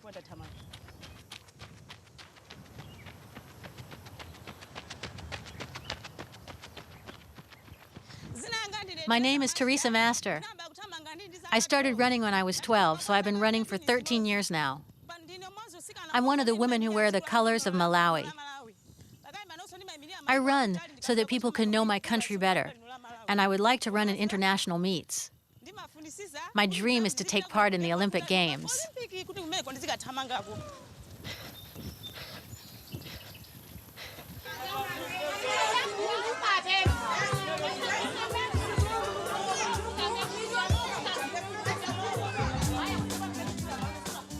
It's market day in Mulanje, the country's southernmost city.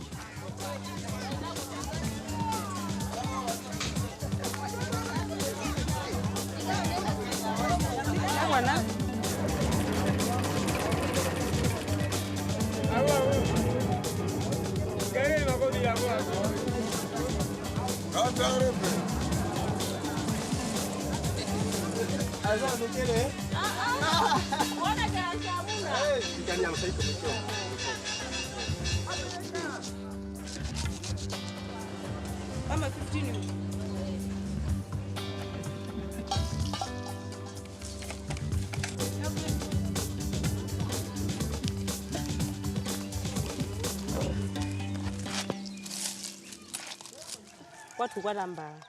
live in Tembela, a village near Mulanji. When I finish running, I come home to take care of my family. I'm married and have a child. My daughter goes to the daycare center. When I'm not running, I take care of the house. I do the housework like all the other women. I tend the garden, do the washing, I take care of my child, I do the cooking.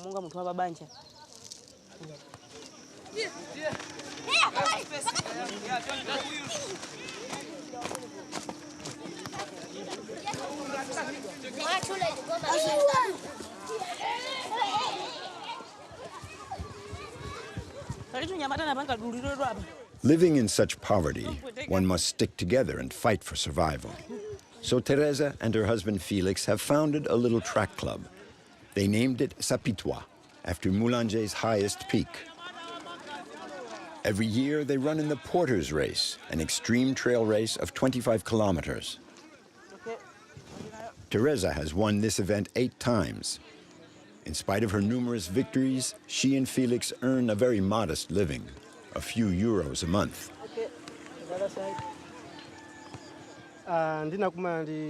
Let me tell you our story. Teresa Master and I met here at the track club.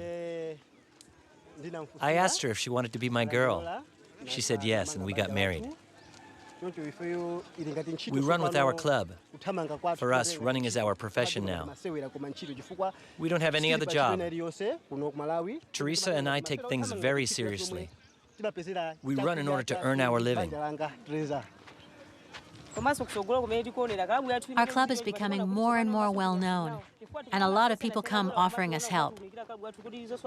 It's very encouraging, and it gives us hope.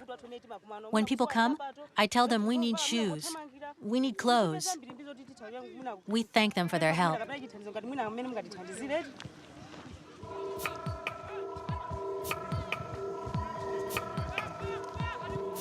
Teresa, 25 years old, would love to become Malawi's #1 marathon runner, so she trains relentlessly.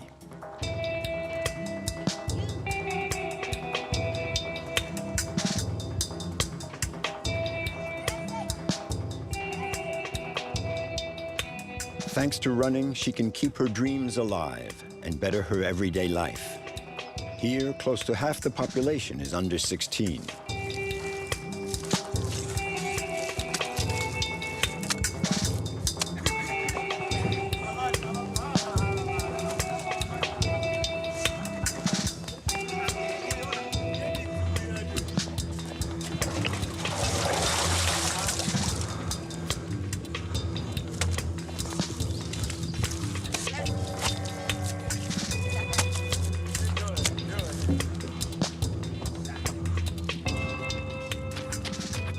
It's as if the young athlete were carrying all the hopes of the youth that dreams of outwitting fate in this country where 3 out of 4 people live on less than €1 a day.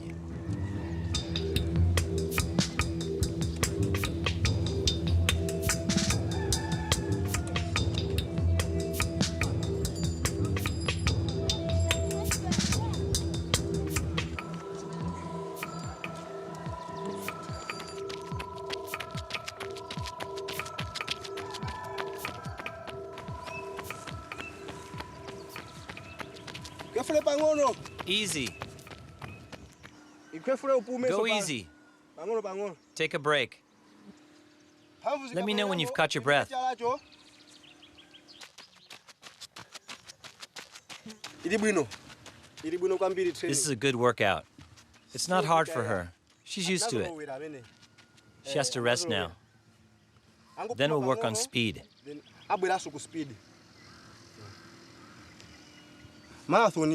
The marathon is very difficult. It's a long distance for Teresa.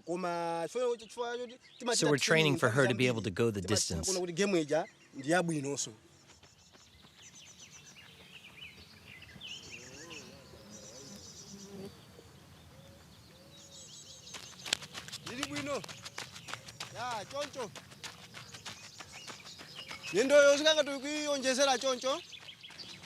Okay, now your arms. Go on, use your arms. Loosen up. That's it. Medium pace. Yeah. Mikono izima sula kwa mbili. Basi jipili.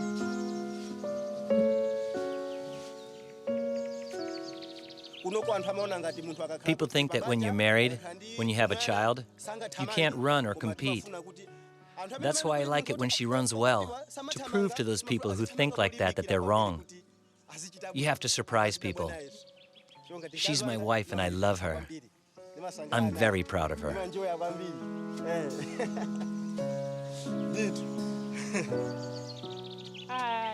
Felix is my coach and my husband at the same time. But I really prefer the husband. The two of us make a good team. We get along well. I love him.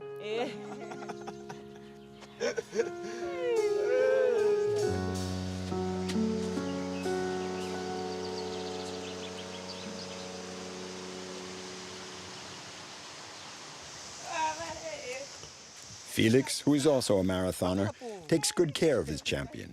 He encourages her to attain her goals. Since they've decided to found a family, Teresa and Felix are motivated by the same desires. And for some time now, life has been treating them well.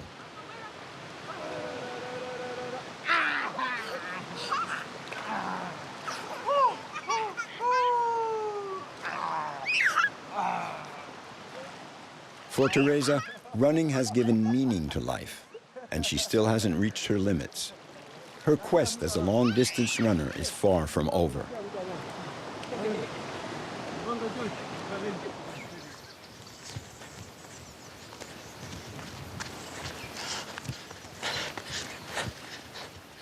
Once a year, the Porter's Race takes place on these twisting mountain trails. I used to live at the foot of the mountain. When I was a child, I used to come here to gather wood. I would scamper all over the place. That's how I got into training. At first, I would run with my girlfriends. And that's how I got into running seriously.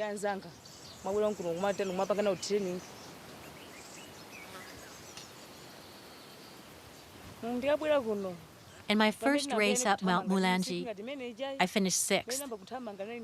I was 12 years old. The next time I came in 3rd, then 2nd, and eventually I came in 1st. Now I win the race every year.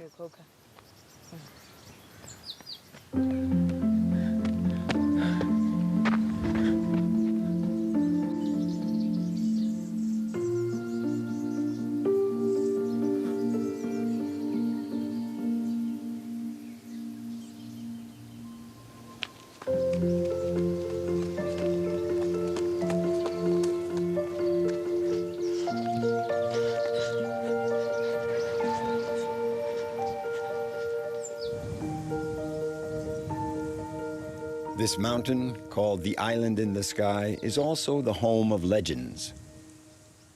They say that a bizarre creature, half man, half monster, lives up on the summit. Anyone that looks into its eyes disappears forever.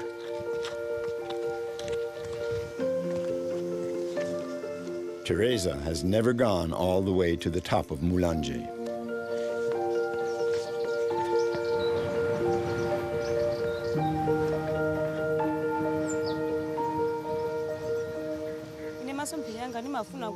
I want to keep making progress and go far, to participate in the Olympic Games and, why not, come away with a gold medal. It would be very important for Malawi, which has never won a single Olympic medal. If I could manage to do that, it would put my country on the map. And I would be very proud of that.